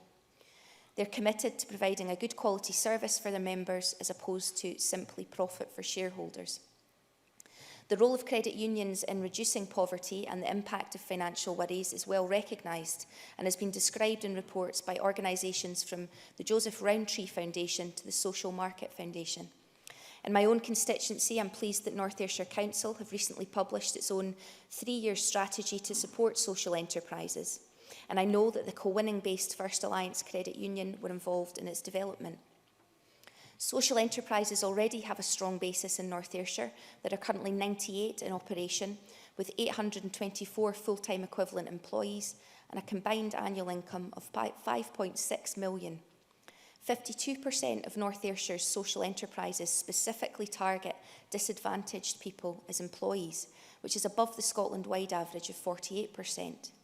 As well as creating job opportunities, social enterprises have a strong social impact here, helping us to tackle poverty and support some of our most vulnerable people.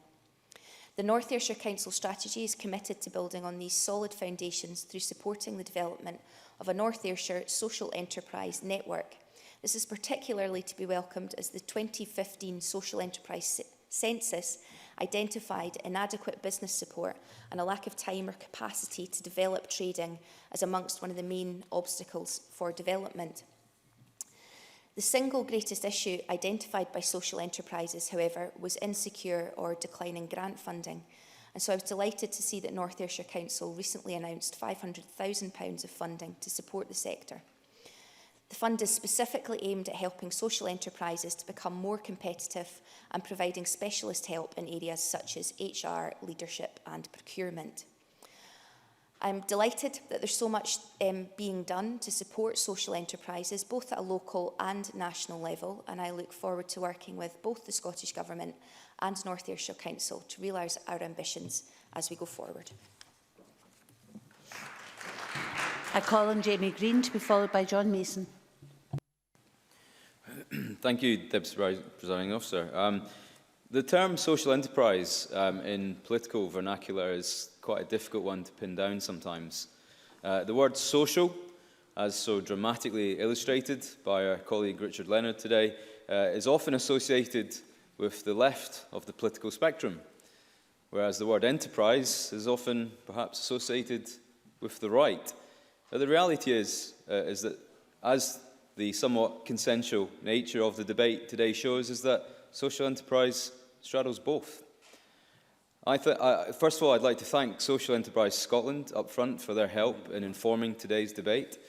And I think it's also right to thank their staff. It is a very small team, and I think we forget that. They punch well above their weight and size in what they do. In addition to a description that my colleague Dean Lockhart gave, that they attribute to what is social enterprise, they also made another statement on their website, and that's that social enterprise is a dynamic way of doing business that can transform communities and drive profound and lasting social change. And I think it's the lasting social change element of that I'm interested in. I don't think that social enterprise needs to be a contradiction of ideologies. In fact, figures and analysis in a recent report, which is the State of Social Enterprise Report 2015, if anyone in the Chamber has read it, is an excellent document. And it really demonstrates that not only can a social enterprise wash its own face and support itself, but can and does have the ability to generate considerable profit, which it generally reinvests back into itself or to a wider community or environmental cause. In fact, there are around 70,000 social enterprises in the UK, and they contribute nearly £20 billion to our economy. Now, of course, this isn't just exclusive to social enterprise. I meet many small businesses in my day-to-day dealings as an MSP, and they too reinvest profits into their business so they can hire more staff. But social enterprises have a much deeper and more profound commitment to the social good. Now, the ideas of social enterprise have, I would say, become something of an evolving theme in my own party over the years, from David Cameron's big society to Theresa May's shared society, or as I call it, society. But putting politics aside... But high society. Yes, high society. Well, thank you, John. Putting politics aside for a moment, I think it's hard to find fault in the... I'd like to make some progress, thanks. In the notion of... oh, go on then, go on. Andy Whiteman. I'm just wondering, if society's not big and shared, what is it?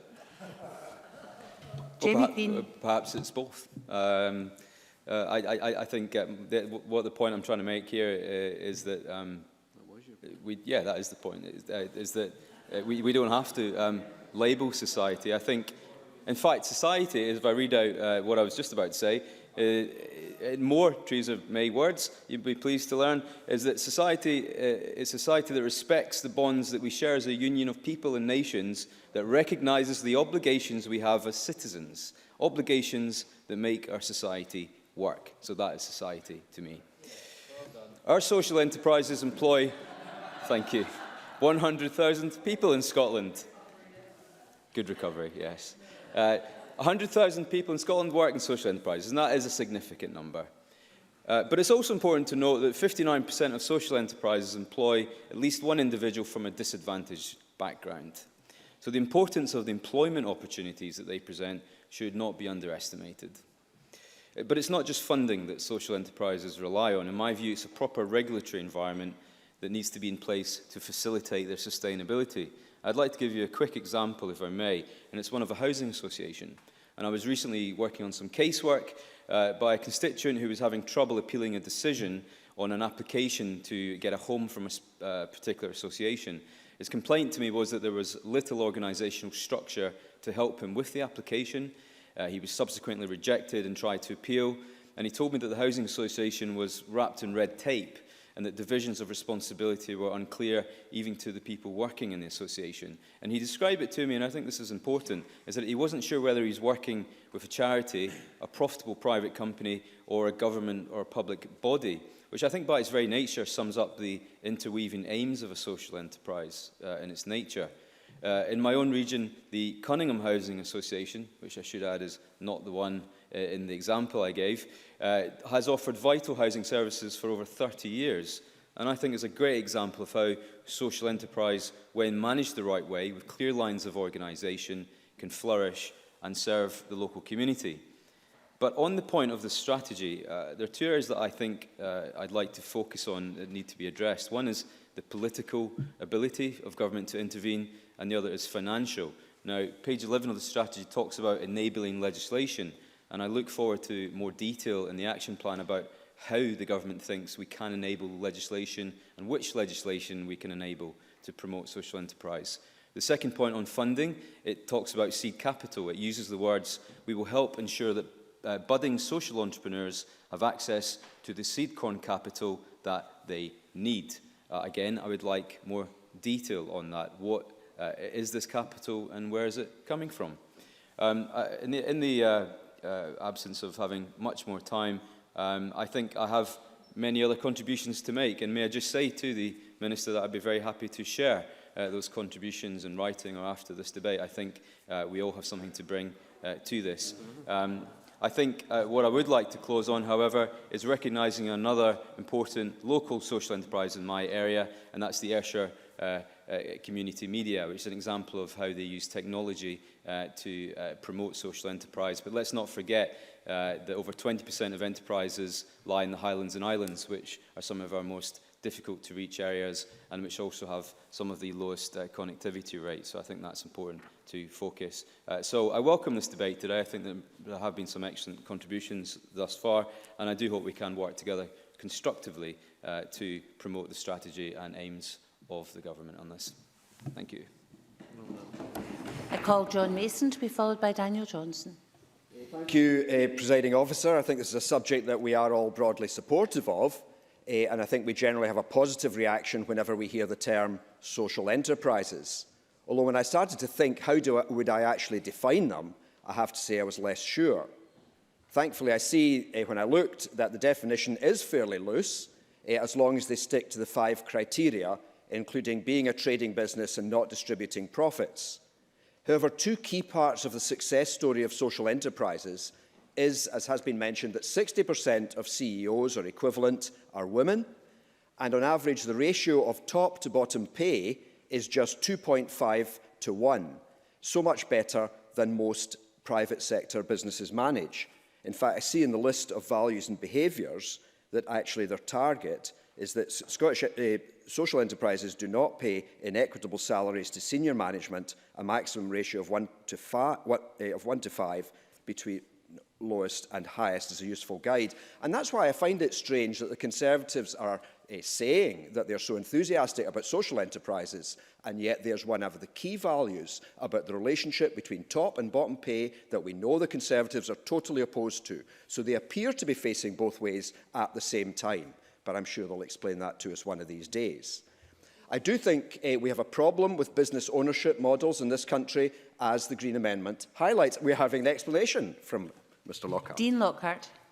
Social enterprise guide in terms of the code as to what constitutes social enterprise is not a legal definition. It is merely a recommendation. So I think when we talk about social enterprise, we're not necessarily bound by that definition. It's not a legal definition.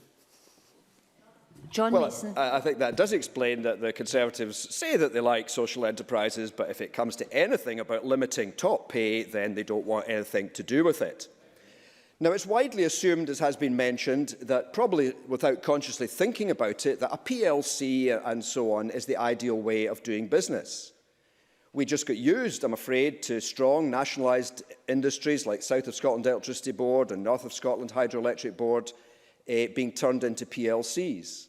And the current demise of the Airdrie Savings Bank, as has been mentioned, and I should declare that that's where my salary goes every month for the time being, reminds us that when I was growing up, my first bank account was a TSB, and every high street really had a branch. But they all became PLCs, and a fat lot of good that did them. If someone is thinking of starting a business, they might think a normal limited company is the way to go.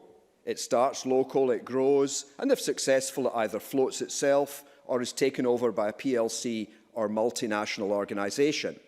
That is seen as success, and we tend to fate people who have gone down that route. Doesn't it have to be that way?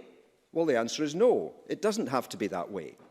We have tremendous businesses which operate under different models. And an obvious example of these is housing associations, which are a whole sector in themselves, but which I would see as one of the best examples of what we're looking for in social enterprises. For me, the key thing about housing associations, and hopefully all social enterprises, is that they combine being both local and being professional. In my constituency, we have many professional organisations, but many are just branches of huge national or international organisations. They're professional, but they are not local. Then, on the other hand, we have local organisations which are very small, do good work, are run by a handful of volunteers, but they might struggle to get a treasurer, they struggle to apply to the lottery, and so I would categorise them as being very local and very good, but perhaps struggling to be professional. So we need more who can be described, I think, as both local and professional. And housing associations, I see, as really one of the ideals in that field. But I would like to mention some other social enterprises in my local area, and apologies to the many that I'm afraid I have to leave out. One of the biggest is the Wise Group that people have probably heard of. And although they had to downsize when they did not win some of the DWP contracts a few years ago, that said a lot to me about whether we could not do more to favour such social enterprises, rather than just awarding contracts for the work programme or anything else to whatever organisation happened to come along. These social enterprises are organisations with values, and we get a lot more than £1 back when we pay them £1. At the smaller end, we have something called Giza Break, based at Parkhead, who, as the name suggests, can provide support to families who are just about making it, but could really do with a bit of support, respite, and a break.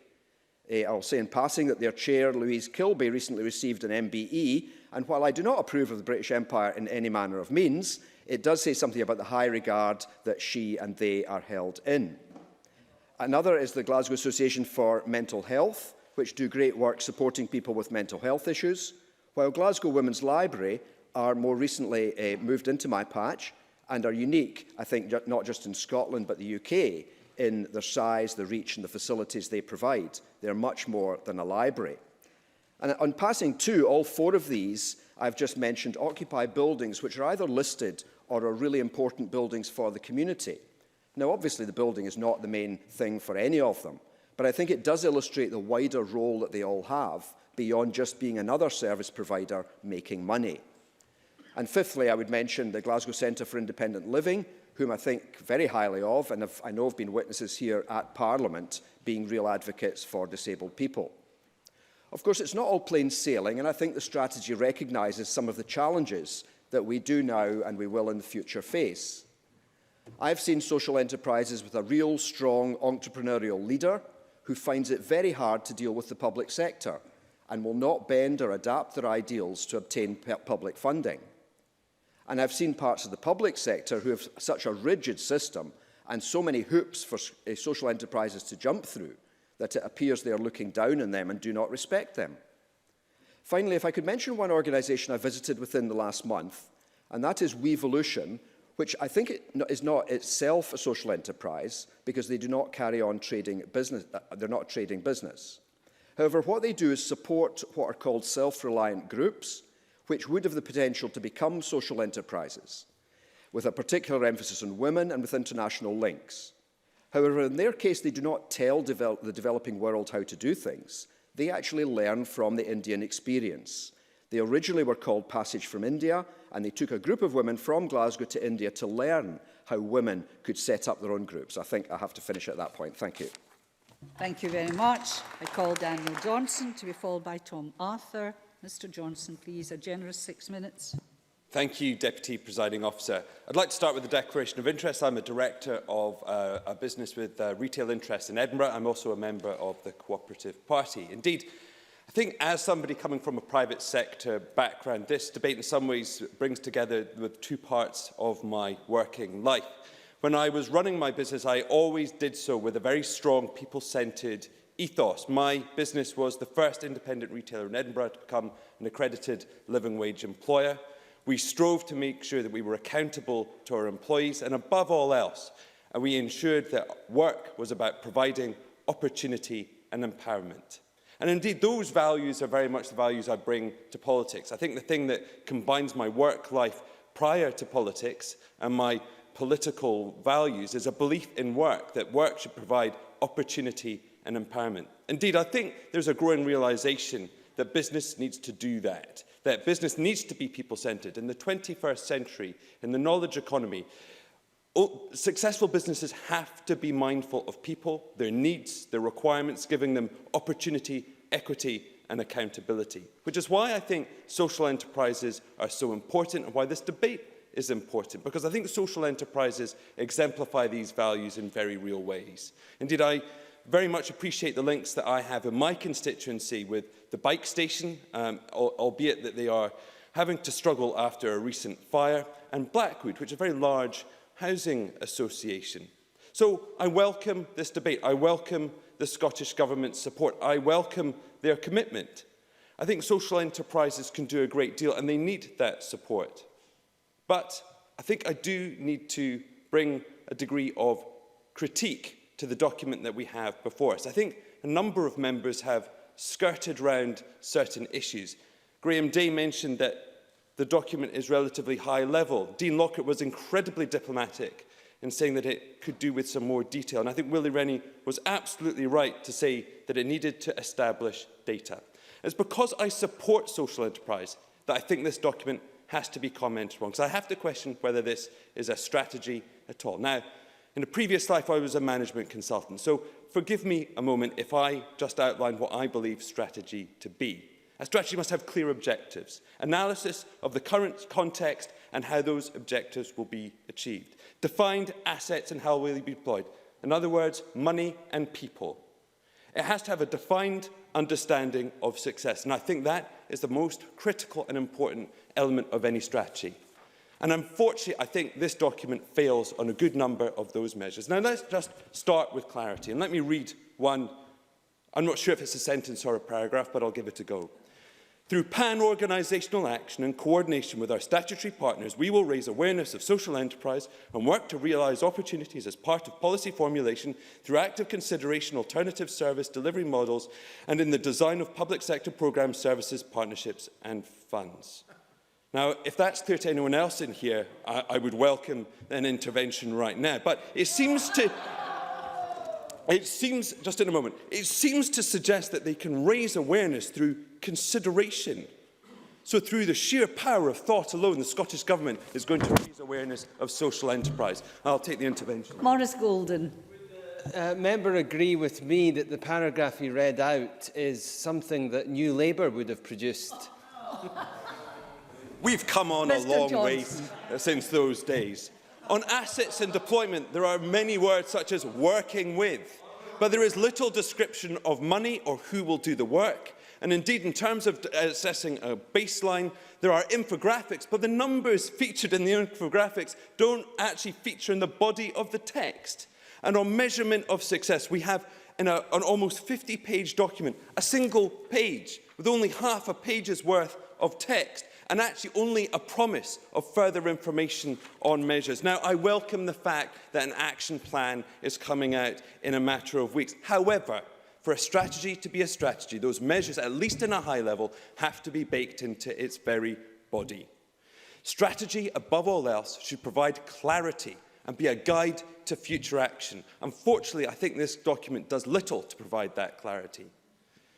Above all else, social enterprises are business. When I have discussions with social enterprise entrepreneurs and people who work in them, they make that point time and time again. So there is a sense that I question, why is the person at the front of this document Angela Constance-Stall? Why is it not Keith Brown? Indeed, if we are going to promote social enterprise, it has to be within the context of our enterprise policy as a whole. We have a well-developed network of agencies that provide partnership, cooperation, collaboration, some of the things this document does talk about. But then when we look at the actions of this Scottish Government, when we see that they are cutting 33% of the operational budget from Scottish enterprise, when we see the undermining of the Highlands and Islands Enterprise Board, you have to question the commitment of this Scottish Government to provide the very support and cooperation and collaboration that is needed, not just to develop social enterprises, but socially responsible enterprise at full stop. We have the opportunity to do a great deal, but the direction of this government surely is going in the wrong direction. Anyone who has read The Entrepreneurial State will understand the importance the state plays in developing an economy, both in terms of innovation, but I would argue also in terms of social responsibility. This is a legislature. We were elected here as legislators. And week after week, month after month, we have had debate after debate to discuss a great many things, but very little legislation. Now, if the Scottish Government is going to fill our time with such things and have debates debating such documents, please, can we have some quality? Can we have some detail? Can we have some clarity about what the Scottish Government is going to do, rather than warm words? And yes, the social enterprise sector is extremely important. I admire the commitment to it. But there needs to be detail if that commitment is going to be honoured in any realistic way at all. Please don't waste our time. Please use the resources of the Scottish Government and bring forward plans that detail with clarity how you will improve Scotland and indeed support social enterprises. Thank you.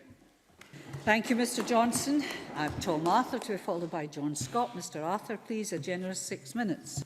Thank you, Presiding Officer. I'm pleased to have the opportunity. I'm sorry that made you feel weary, but, you know, we're looking forward to your speech. Presiding Officer, you never make me feel weary. I look forward to you being in the chair.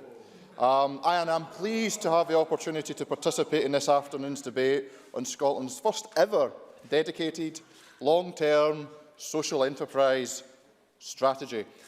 Not least because it affords me the opportunity to talk about all of the fantastic work of social enterprises within my constituency of Renfrewshire South. I say all of the fantastic work, I really just mean some because there's so much of it. But before doing so, however, I do wish to remark upon social enterprises more generally and how they relate to the Scottish Government's economic strategy, as well as highlighting some of the ways in which the social enterprise strategy will impact positively upon the sector. Presiding Officer, the Scottish Government's co-produced, and I think it's just important to remember that it wasn't a government document, it was a co-produced document, is actually the first of its kind, and it does provide a 10-year framework for actions that builds on the solid evidence base of the 2015 Social Enterprise Census and Scotland's long-standing association with business models that prioritise the social good. And I think one of the elements of strategy is it's about having flexibility. And if you're too prescriptive within a strategy, you'd be locking into a 10-year... Well, do you know, I've sat on committees and I've listened to people complain about the idea of strategies being people being locked in for 10 years. So it seems if it's too prescriptive, the government's trying to lock sectors in. If it's not prescriptive enough, then it's not worth the paper it's written on. But one thing about it is it's buttressed by a series of social enterprise action plans, which I would say perhaps are the tactical implementation of the strategy. And this strategy will see a focus on stimulating social enterprise, developing stronger organisations and realising market opportunities. And this will see support for more people to start their own social enterprises, enhancing networks and workforce development opportunities and improving and widening access to public markets, as well as developing profile in consumer markets and supporting opportunities to increase trade with both domestic and, importantly, international markets. Presiding Officer, social enterprises already make a significant contribution to the Scottish economy, employing over 100,000 people and with a net worth of close to £4 billion, making a positive contribution towards the Scottish Government's ambition of inclusive growth. With over 5,000 social enterprises already operating and 200 new start-ups every year, there is clear evidence that this flourishing sector is making a positive impact, some of which is in evidence in Neilson in my constituency of Renfrewshire South. Now, last year I had the privilege of meeting with the Neilson Development Trust at their base, the bank. What as recently as 10 years ago was a closed high street bank is now a vibrant and dynamic community hub. As well as hosting a popular cafe and local first responders, it is utilised by 30 public and third sector organisations, 15 community groups, other social enterprises and micro businesses. With nearly 5,000 visitors to the cafe alone in the last year or so, it's easy to understand why the bank has been called the living room of Neilson. And the success of the bank alone would be regarded as an outstanding achievement for any organisation. However, it is only one aspect of the work of the Neilson Development Trust.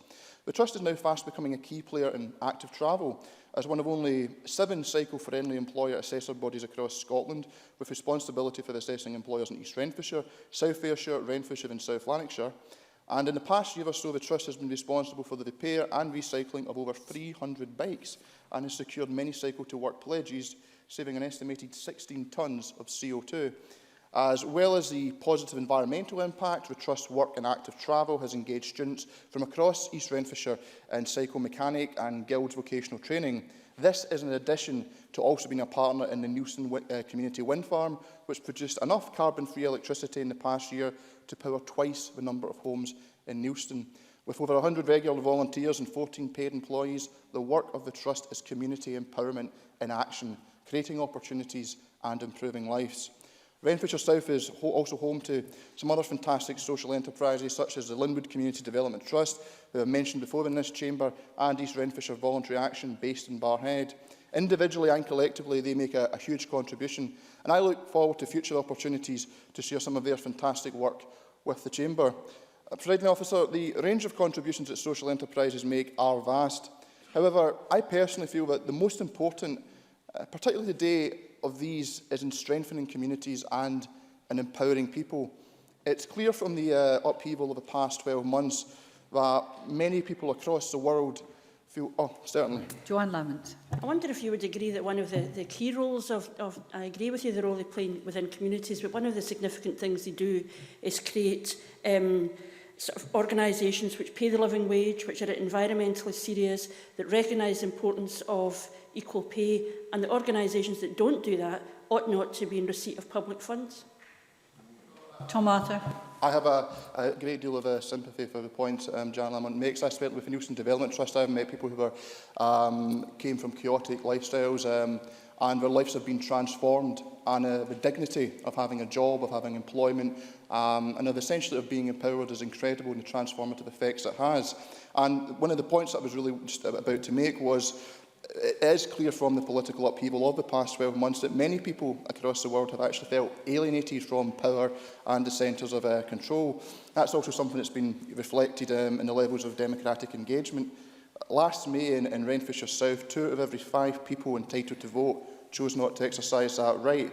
In recent elections for local government, typically fewer have chosen to participate.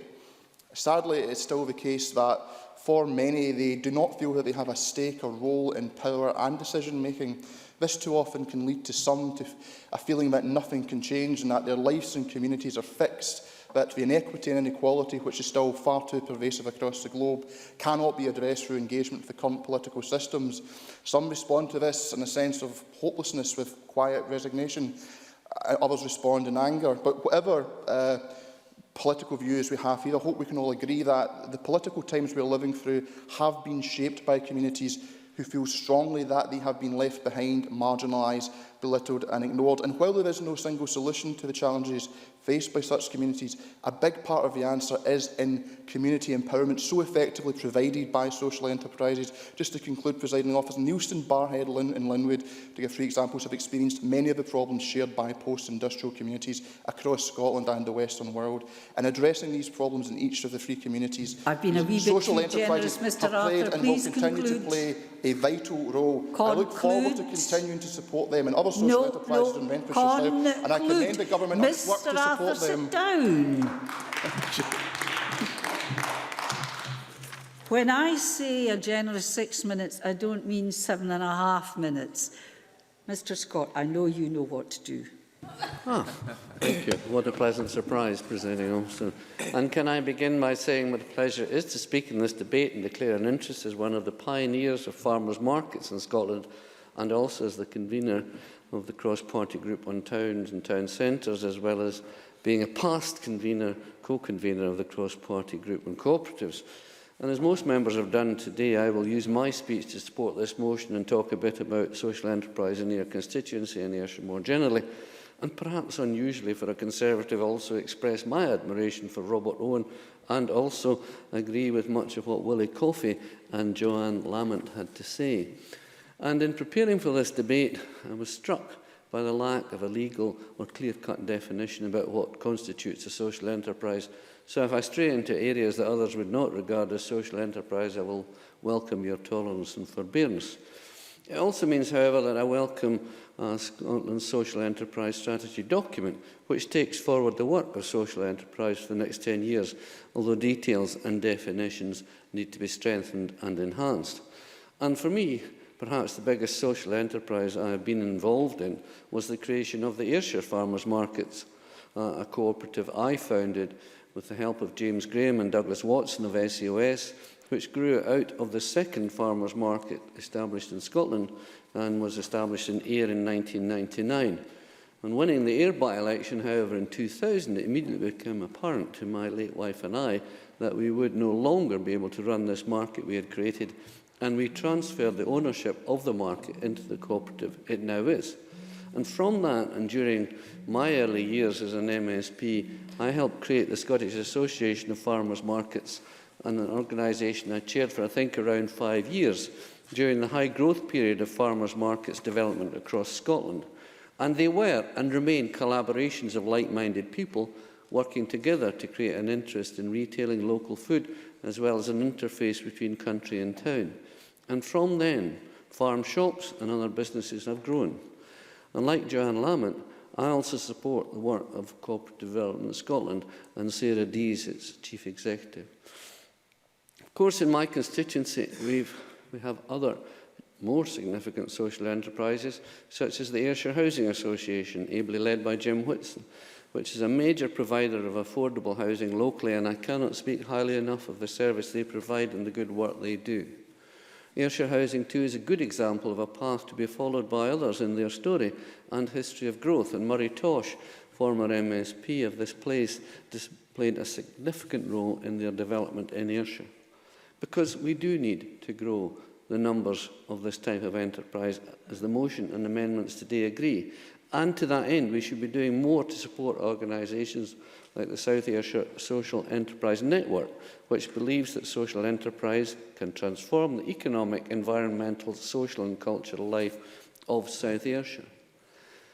And South Ayrshire Social Enterprise Network lists among its members organisations such as Access to Employment Ayr, Age Concern Ayr, and the Ayr Gaiety Partnership, Hansel, Prestwick Civic Pride Partnership, South Ayrshire Care and Repair, and the Salvation Army.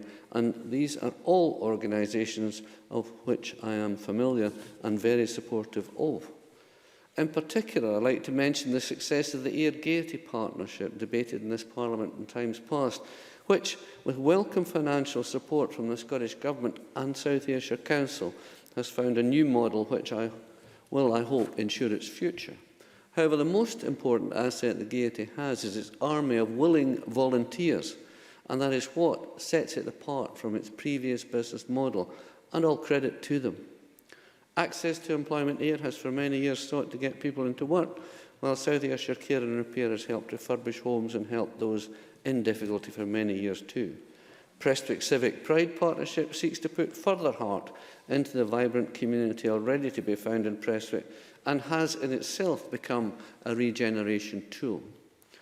So social enterprise is already well established in South Ayrshire, and I can only speculate that perhaps we already have more than our fair share of organisations that can easily be defined as social enterprises.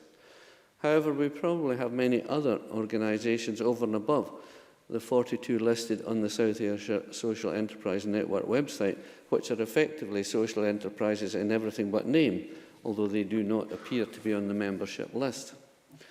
Organisations like Opportunities in Retirement, which has 1,400 members in Ayr and supports activity in retirement, plays a vital role in the social fabric of Ayr and keeps people in their retirement, active in their retirement, and prolongs active life in our community. Another organisation which I think is also a social enterprise is Ayrshire Cancer Support, which exists to transport Ayrshire cancer patients to and from the Beatson in Glasgow for treatment on a charitable basis. And these men and women who do this on a daily basis are little short of saints. So there is, for me, an undefined border between organised voluntary work for the benefit of others and becoming a social enterprise. And one of the links and enablers in this development from volunteering to social enterprise is Voluntary Action South Ayrshire, whose conference I will be attending a week today in the Brigadoon Hotel, where I dare say much will be said about the encouragement of growth and development of our vital third sector. All welcome.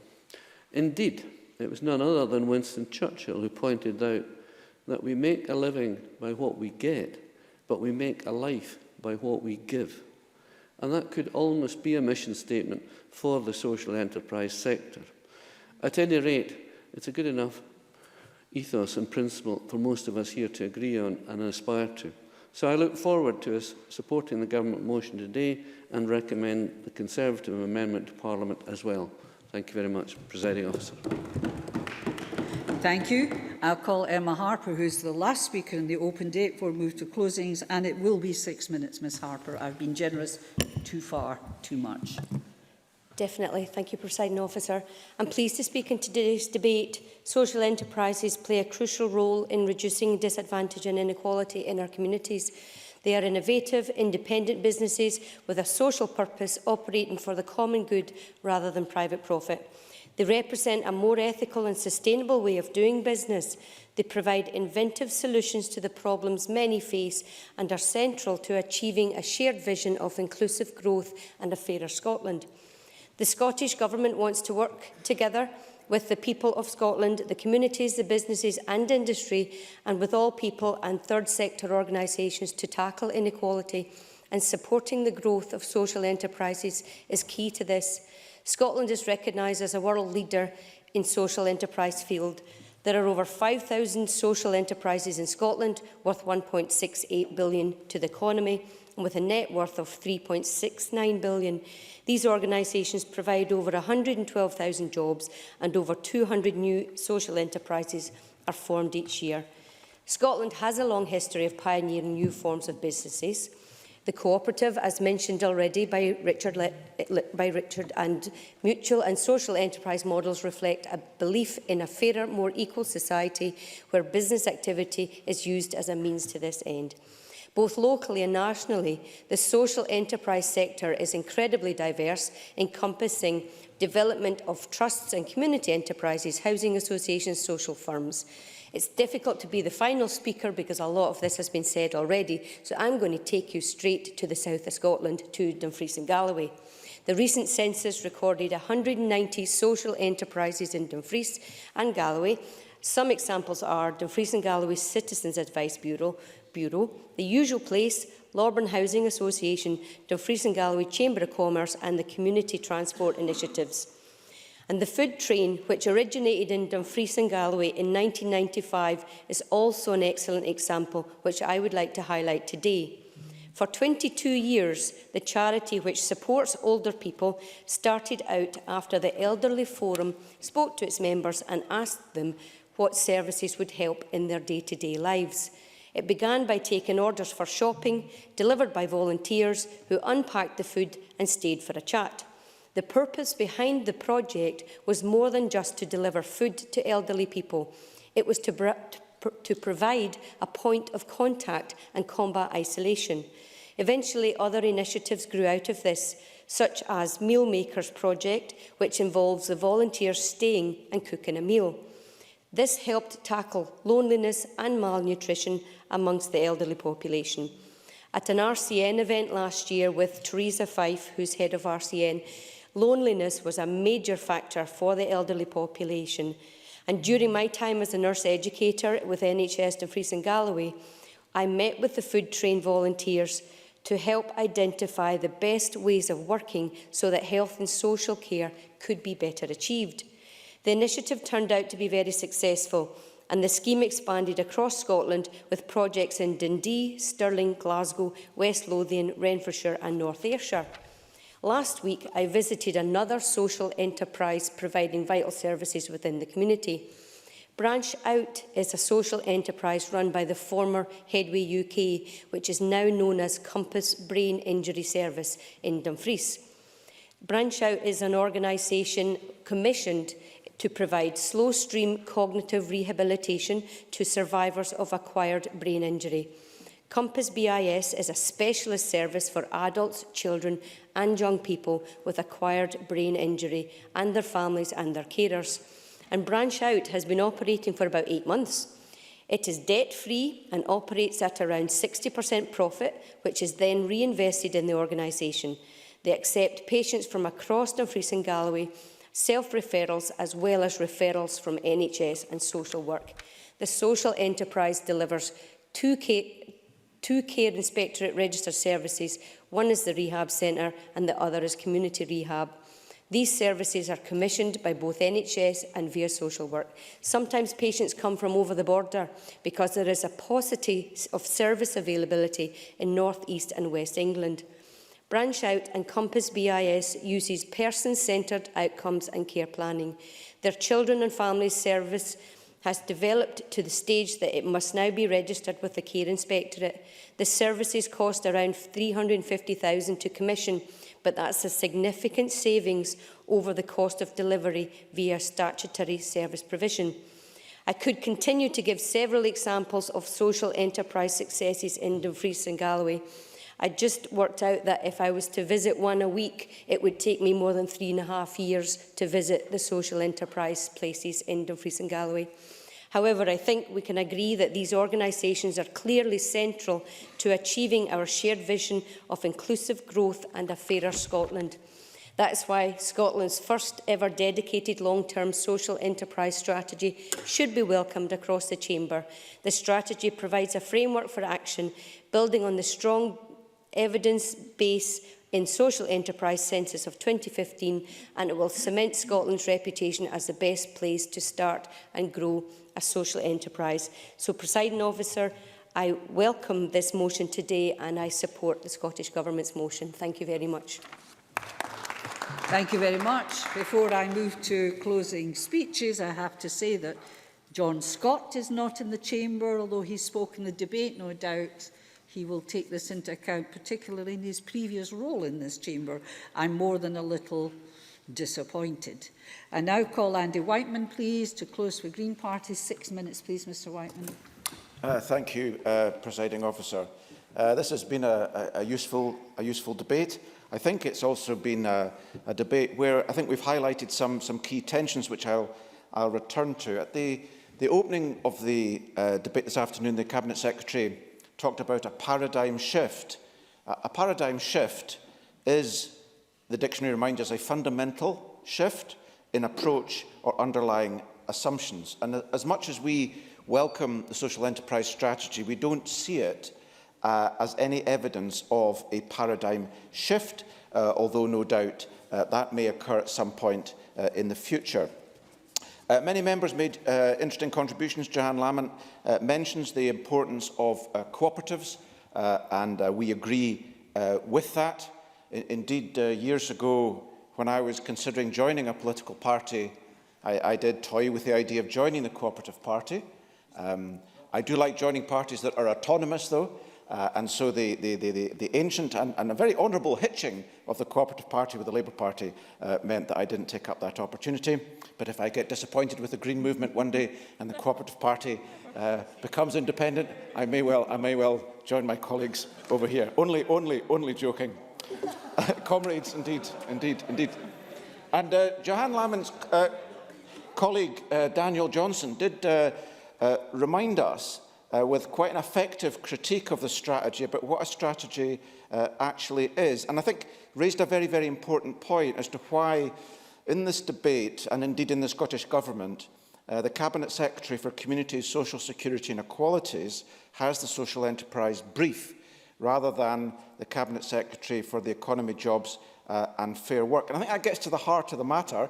It acknowledges the fact, of course, as Jamie Green mentioned, that social enterprise can be regarded as a blend of socialism and entrepreneurialism, but does emphasise the fact that social enterprise is a social project, but it is equally an enterprise project. And I'm sure the Cabinet Secretary understands that, and I'm sure the Scottish Government is working across Cabinet portfolios to make sure that the social enterprise strategy is implemented effectively. The danger, of course, is that the Scottish Government pays too much attention and places too much emphasis on the social, valuable as that is. And it's our amendment that draws attention to that wider question, including the question of pay and the recognition of trade unions. In 2013, my colleague Alison Johnson raised the question about conditions attached to public support for the private sector in the context of Amazon. And it's why our amendment, and I quote, agrees that government support for businesses must be conditional on the delivery of social and environmental goods such as the living wage, environmental responsibility, the recognition of trade unions and equal pay. The debate also highlighted, again, questions around the future of Highlands and Islands enterprise. As members pointed out, a large proportion, disproportionate number of social enterprises are located in the Highlands and Islands, and I think Willie Rennie mentioned it's no coincidence that that is the case because, of course, the old HIDB had a social remit and actually did a lot of work in the 1960s and 70s developing the cooperative movement. In a debate in this place, I think, as I recall, led by the Conservatives, by by, it was the member for the Highlands and Islands, whose name...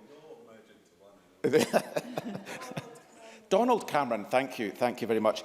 On the question of Highlands and Islands Enterprise, and I raised the question of legal personality of HIE, and Keith Brown, the Cabinet Secretary, promised to come back to me on that question. I'm still looking forward to that response. But perhaps the most interesting contribution, perhaps, was from Jamie Green, with his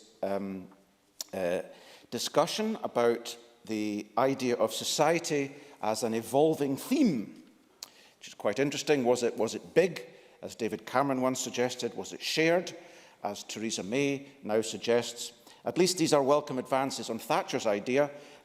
In her day, there was no such thing as society. But it does beg the question where the Conservative thinking is going on the question of society.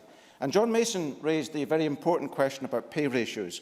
And Dean Lockhart correctly pointed out that reference to that in the context of social enterprise was advisory and wasn't of any legal standing. So I'd be interested in the Conservatives winding up whether they could provide us with any greater clarity as to whether they support the elevation of pay ratios to a legal requirement. Dean Lockhart and Rachel Hamilton also raised the question about pupils and education, and that gives me an opportunity to note and endorse the very valuable work of the Social Enterprise Academy, working with primary and secondary pupils across Scotland. Presiding Officer, 2 years ago, Greens adopted a policy to legislate to grant private sector employees the right to buy the company for which they work. And that's indicative of the kind of paradigm shift that we think needs to take place in how we organise the economy. To conclude, in 3 months' time, there's local government elections. I think this is a very valuable opportunity to have further debate on the social economy. Edinburgh Council and my constituency has done valuable work on this question, but huge opportunities still exist to be exploited. I'm disappointed, for example, to read news today that Stirling Council, Labour Conservative, are going to privatise sports facilities today. Presiding Officer, we indicated we will support all amendments and the motion, and I commend our amendment to Parliament. Thank you very much, Mr Whiteman. I call Jackie Bailey to close for Labour. 6 minutes, please, Ms Bailey. Presiding Officer, I'm grateful for the opportunity to close this debate on social enterprises. Richard Leonard was right to remind us of Labour and cooperative movement history and the importance of Robert Owens in the development of cooperatives. Can I, however, advise the Chamber that it's not colleagues or indeed comrades, but it's cooperators is the term that we should be using.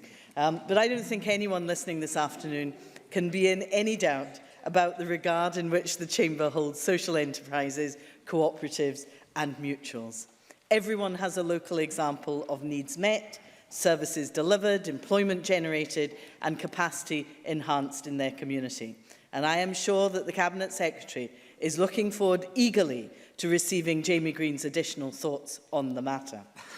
The Chamber has already heard some of the headline statistics, but they bear repeating.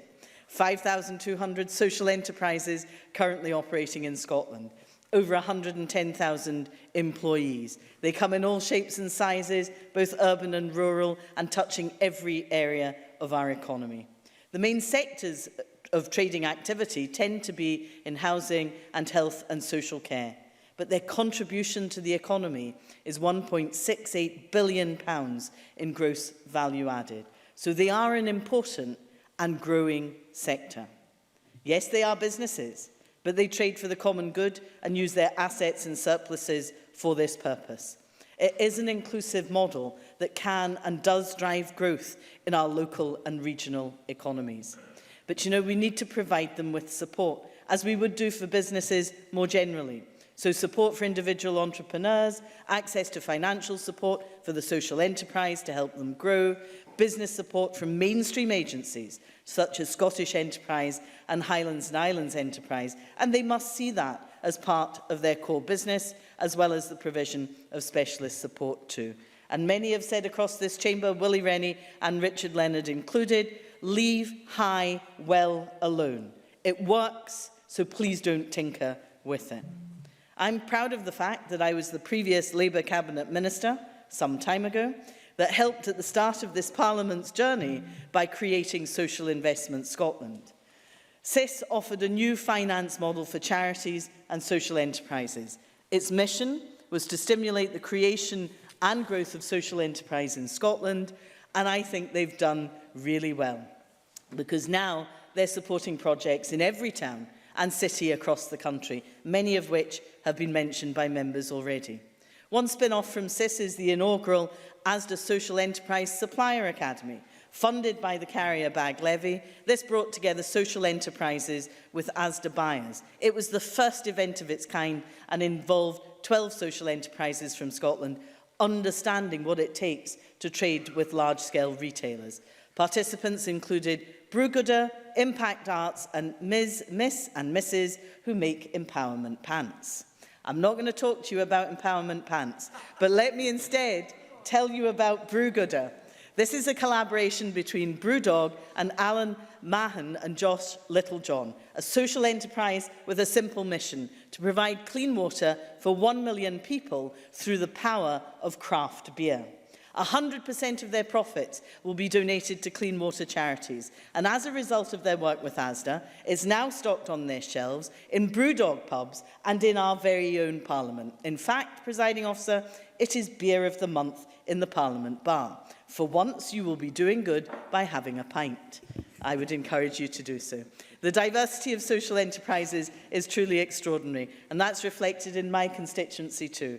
Whether it's social care providers like Cornerstone or the Helensburgh and Lomond Carers Centre, or Tullochen providing opportunities for young people to learn and flourish, Dumbarton and Vale of Leave and Credit Unions, all of them do a hugely valuable job. But I know that times are tough. Some are dependent in part on local government funding assistance. The Scottish Government has cut local government funding by £170 million this year, £1.5 billion since 2011. And there's been a cut to funding of our enterprise agencies, as we've heard already. To Scottish Enterprise by £50 million this year alone, something like 33% in real terms. And if the Scottish Government is to meet the lofty ambitions we all share, then cutting support in this way will undermine the strategy. Now, there is little to disagree with in the strategy. It's quite high level, light on detail. The lack of targets, specific measures is disappointing. We've heard that across the chamber. How do we know what works if we don't measure it? And as Daniel Johnson pointed out, the Scottish Government are going to think about it all as one of their actions. The Cabinet Secretary has talked about an action plan to come, but it should have been published alongside this document. Targets, milestones, lead responsibility, resources should all feature. I can't tell what money the Scottish Government puts towards social enterprise, and I wonder whether the Cabinet Secretary could tell us in her closing remarks. Presiding Officer, I'll finish on this point. A number of others have made it. Why does social enterprise sit in the community's portfolio? Surely it should be in the economy brief. If we believe they are central to our economy and they access support from Scottish Enterprise and HIE, both government economic development agencies, then why should the policy lead not sit with the Cabinet Secretary for the Economy? Presiding Officer, warm words and good intentions are great. Of course they are. But even better is robust action to support social enterprises to grow. Thank you very much. I now call Maurice Golden, who closes the Conservatives. 8 minutes, Mr Golden, please. Thank you, Deputy Presiding Officer. I welcome the aspirational sentiment of much of the strategy, which at this point is lacking in detail with regards to its implementation. I appreciate that we have been promised a series of action plans outlining how this will be delivered. I would like the SNP government to focus on a number of areas within these action plans, but we are supportive of the motion, and that's why our amendment reflects additions around harnessing public sector spending power, developing a verifiable social impact measurement tool, and recognising the preventative spend impact of social enterprises. And I will develop these points over the course of this speech. But the debate today has been interesting, with a high degree of consensus, apart from John Mason, who was as adversarial as ever, but successfully managed to empty the public gallery. His speech was largely one of a focus of form over substance, and certainly from our perspective, we don't believe in making rigid definitions that may hurt the sector, and I think that's what we need to focus on.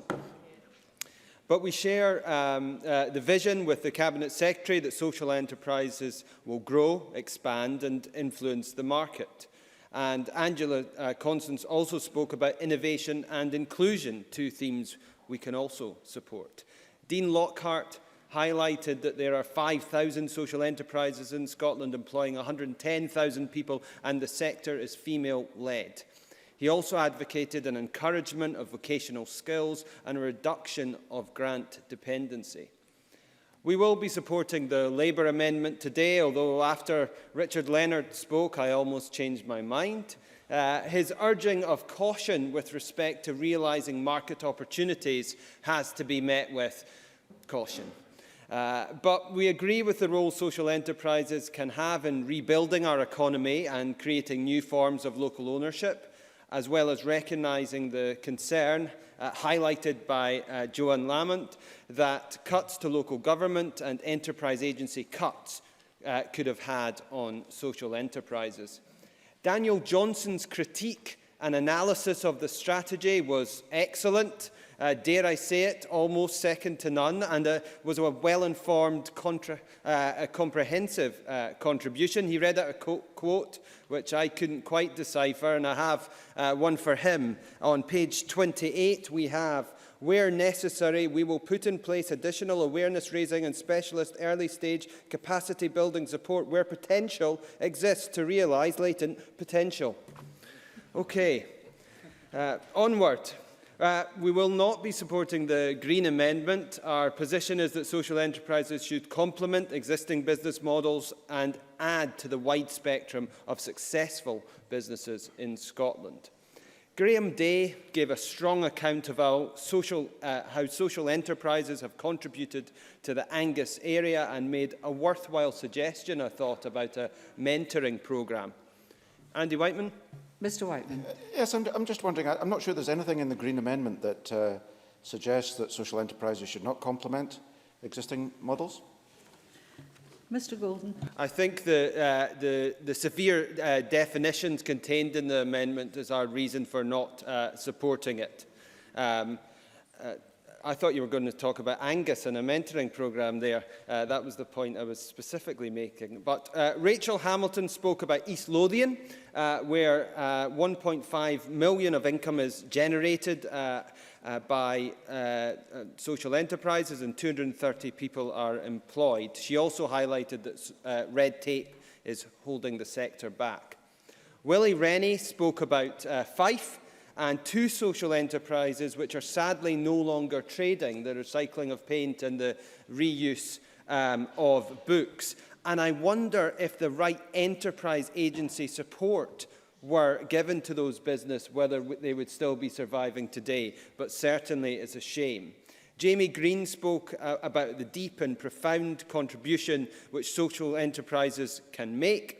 And I thought John Scott had the quote of the day, who quoted Winston Churchill saying, "We make a living by what we earn, but we make a life by what we give." I like that, John. On that note, I would like to highlight the steps that have been taken through the Procurement Reform Bill to encourage the use of community benefit clauses with public sector contracts. And this will have an impact on the ability for social enterprises to bid for and win public sector contracts. However, recent amendments to the EU procurement legislation has significantly broadened the scope on the use of reserved contracts from a very narrow definition applying to only a small number of supported businesses to a far broader definition that now covers hundreds of social enterprises. The Scottish public sector now has the legal framework, if it chooses to do so, to revolutionise the way it contracts goods and services from social enterprises.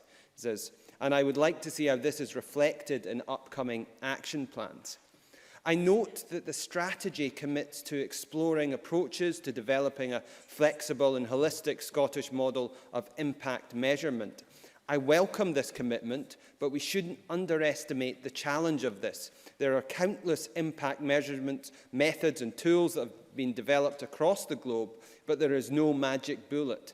I look forward to seeing the SNP government's proposals in this area, but whatever tool they decide upon will have to be robust, cost-effective, accessible to all, and independently verifiable, particularly if the tool will be used as a basis for investment and funding decisions.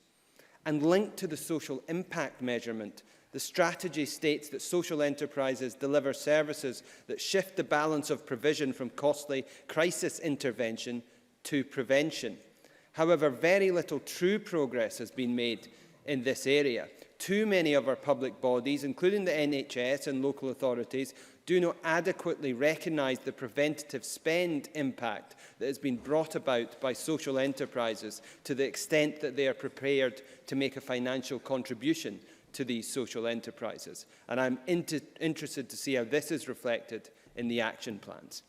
The strategy also makes a recommendation for intelligent grant making. However, anyone involved in the social enterprise sector will tell you that this type of funding is in chronic shortage and particularly hard to access for emerging social enterprises. I note there is no commitment from the SNP government within the strategy to reinitiate the Enterprise Growth Fund or its predecessor, the Third Sector Enterprise Fund, which provided exactly this type of pump prime funding. I'll be keen to see how the government's plans in this area and whether they will commit to new enterprise funding for social enterprises.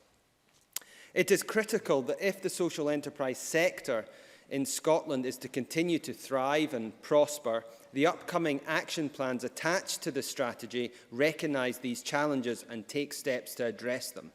I urge the Chamber to support the amendment in the motion in Dean Lockhart's name. Thank you very much. I now call Angela Constance to close for the Government. Cabinet Secretary till 5 o'clock, please. Thank you very much, Presiding Officer, and I also want to thank members for their contributions this afternoon. It has been at times a lively debate. It's been good-natured throughout. There's been a large amount of consensus, although there's not been unanimity, but of course that gives us all something to reflect on and indeed debate about. We've had a bit of a canter through history, starting with the Fenwick Weavers, with many members focusing on Robert Owen.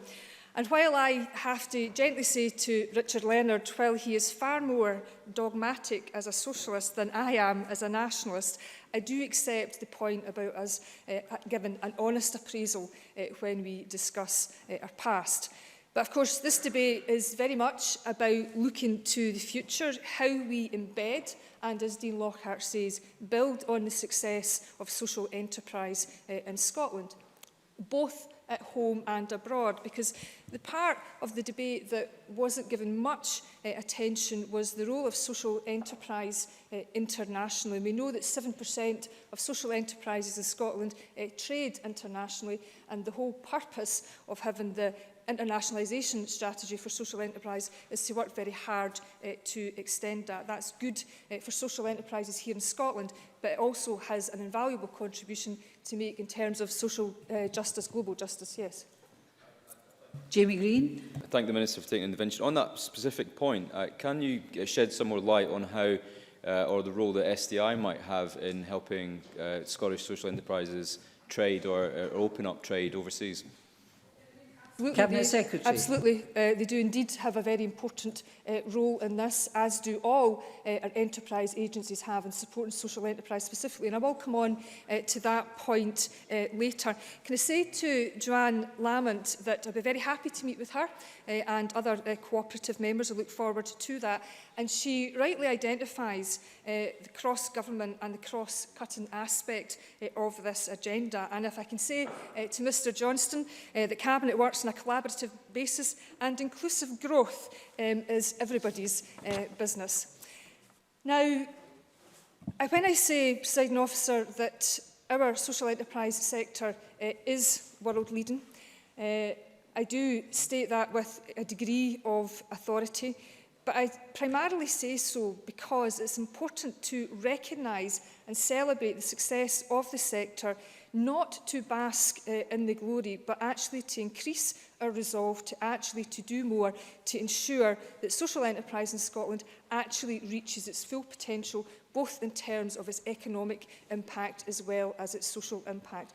And I do want to quote the chair of the Social Enterprise World Forum, David Lee Page of Vancouver, Canada, when he said, Social enterprise world leaders from around the world are keen to come to Scotland as the social enterprise policy and practice environment is by far the most advanced worldwide, with Scotland maintaining its position as the leading social enterprise nation.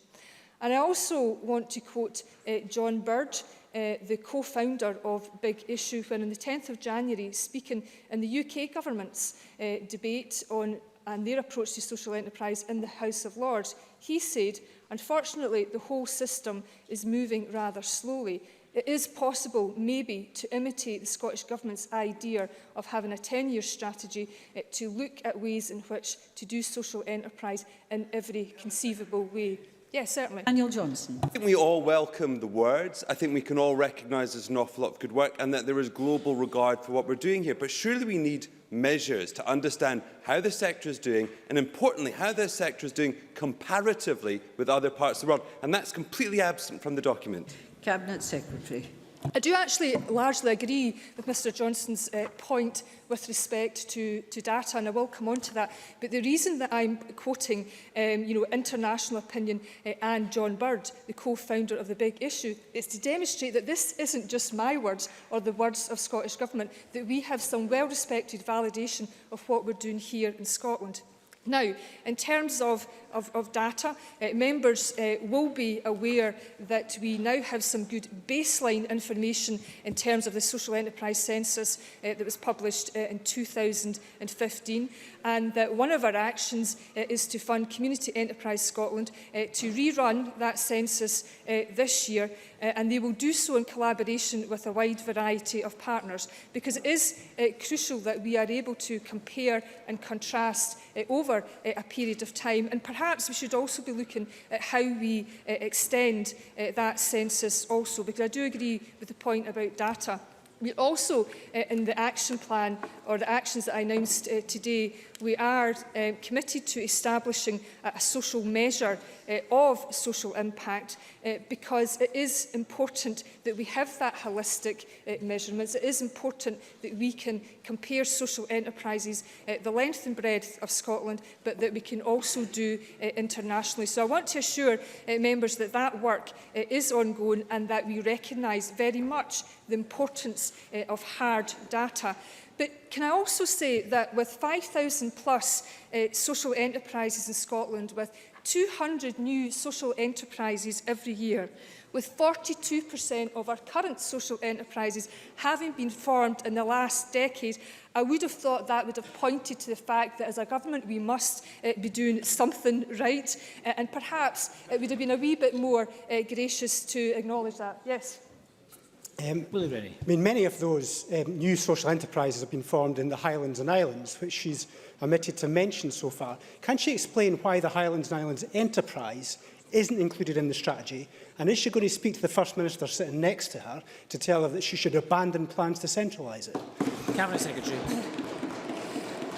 Well, I would like to make Mr Rennie aware that Scottish Enterprise and Highlands and Islands Enterprise were fully involved in the development of the social enterprise strategy, which actually, if I can politely remind members, it was co-produced. It wasn't written by myself in splendid isolation in St Andrews House. It was led by the sector, who consulted widely. They had many, many round-table events. They focused on rural communities. They focused on people from the black and minority ethnic community. They had some, no, I'm running out of time, I'm afraid. They participated in a very innovative online consultation. So this strategy has been led and developed by the sector, and I stress that Scottish Enterprise and Highland and Island Enterprise have been fully involved in the development of the social enterprise strategy. No, thank you. And I also want to emphasise two further points in relation to the core of Mr Rennie's question. And that's that the role of social enterprise and the importance of supporting social enterprise will indeed be emphasised in the strategic guidance letters to both those organisations. And as we move forward, led by Mr Brown, to the second phase of the enterprise and skills review, Mr Brown and I certainly have discussed about what more we need to do to fully consider the needs of social enterprise. And I suggest to Mr Johnston that that's an example of good, solid, joined-up thinking. Presiding Officer, in the time that I've got briefly left, I just want to quickly mention funding but also procurement. Public contracts in Scotland are amongst the most accessible in the world. The public sector, as many members have identified, spend in the region of £11 billion on good services. And I want to highlight that we do have a £2.3 million developing markets for the third sector contract. But as some members have rightly highlighted, there are indeed opportunities to do more, but we shouldn't forget that the public sector actually has a good record in utilising public procurement, for example, to create jobs and training.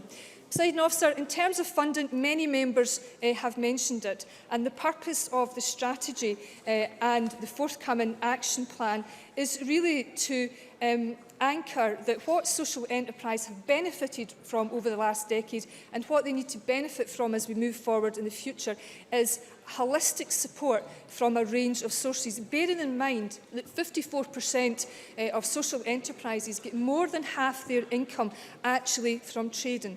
But nonetheless, I want to highlight the fact that this government has protected the third sector budget at £24.5 million.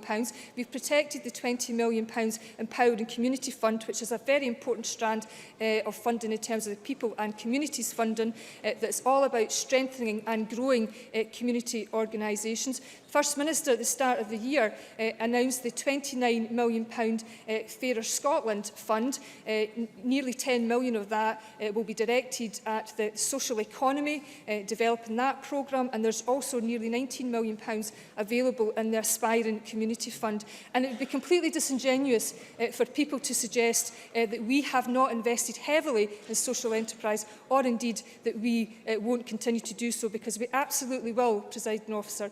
And in terms of the various funds and announcements I made today, I was very specific. I spoke specifically about 7 actions, but perhaps what would be helpful, Presiding Officer, if I put that full list of the announcements that I made today, because actually I only had time to mention 7 actions from the 20+ actions, and I'm confident that that will give members confident of the breadth and depth of actions that we are taking, and indeed the various funding streams.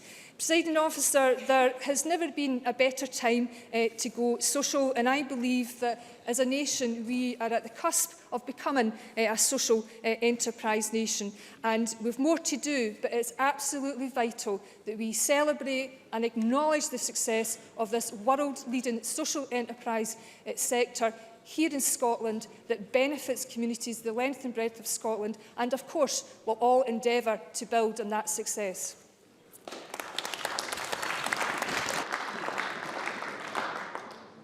Thank you. That concludes our debate on Scotland's social enterprise strategy.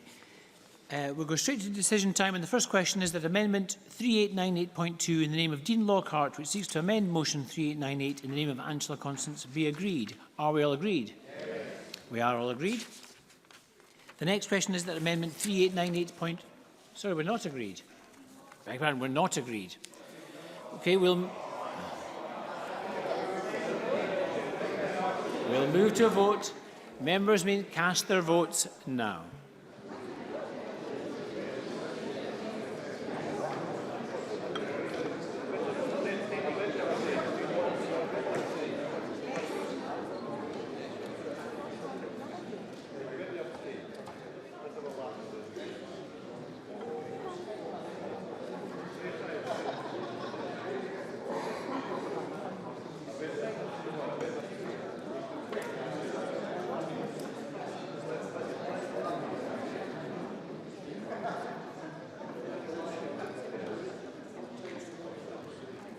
The result of the vote on the amendment in the name of Dean Lockhart is yes 95, no 12. There were no abstentions. The amendment is therefore not agreed. The next question is that Amendment 3898.1 in the name of Richard Leonard, which seeks to amend the motion in the name of Angela Constance, be agreed. Are we all agreed? No. We're not agreed. Okay, we'll move to a vote, and members may cast their votes now.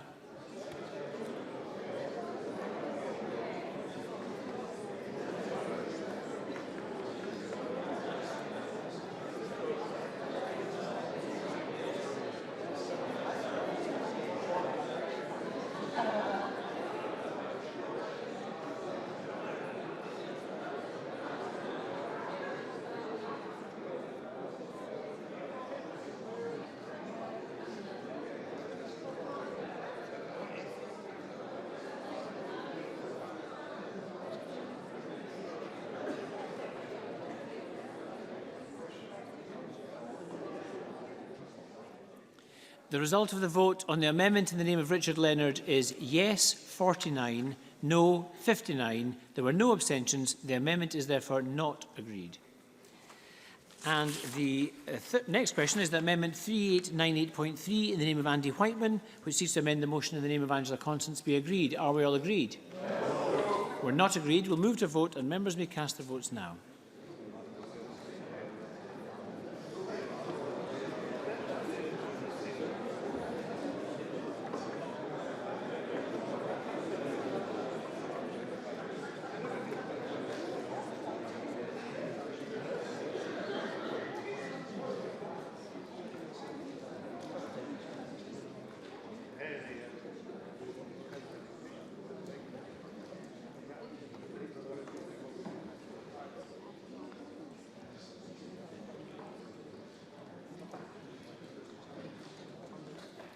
The result of the vote on the amendment in the name of Andy Whiteman is yes 17, no 32. There were 59 abstentions. The amendment is therefore not agreed. The final question is that motion 3898 in the name of Angela Constance as amended be agreed. Are we all agreed? Yes. Are we all agreed? Yes. We are all agreed. That concludes decision time and I close this meeting of Parliament.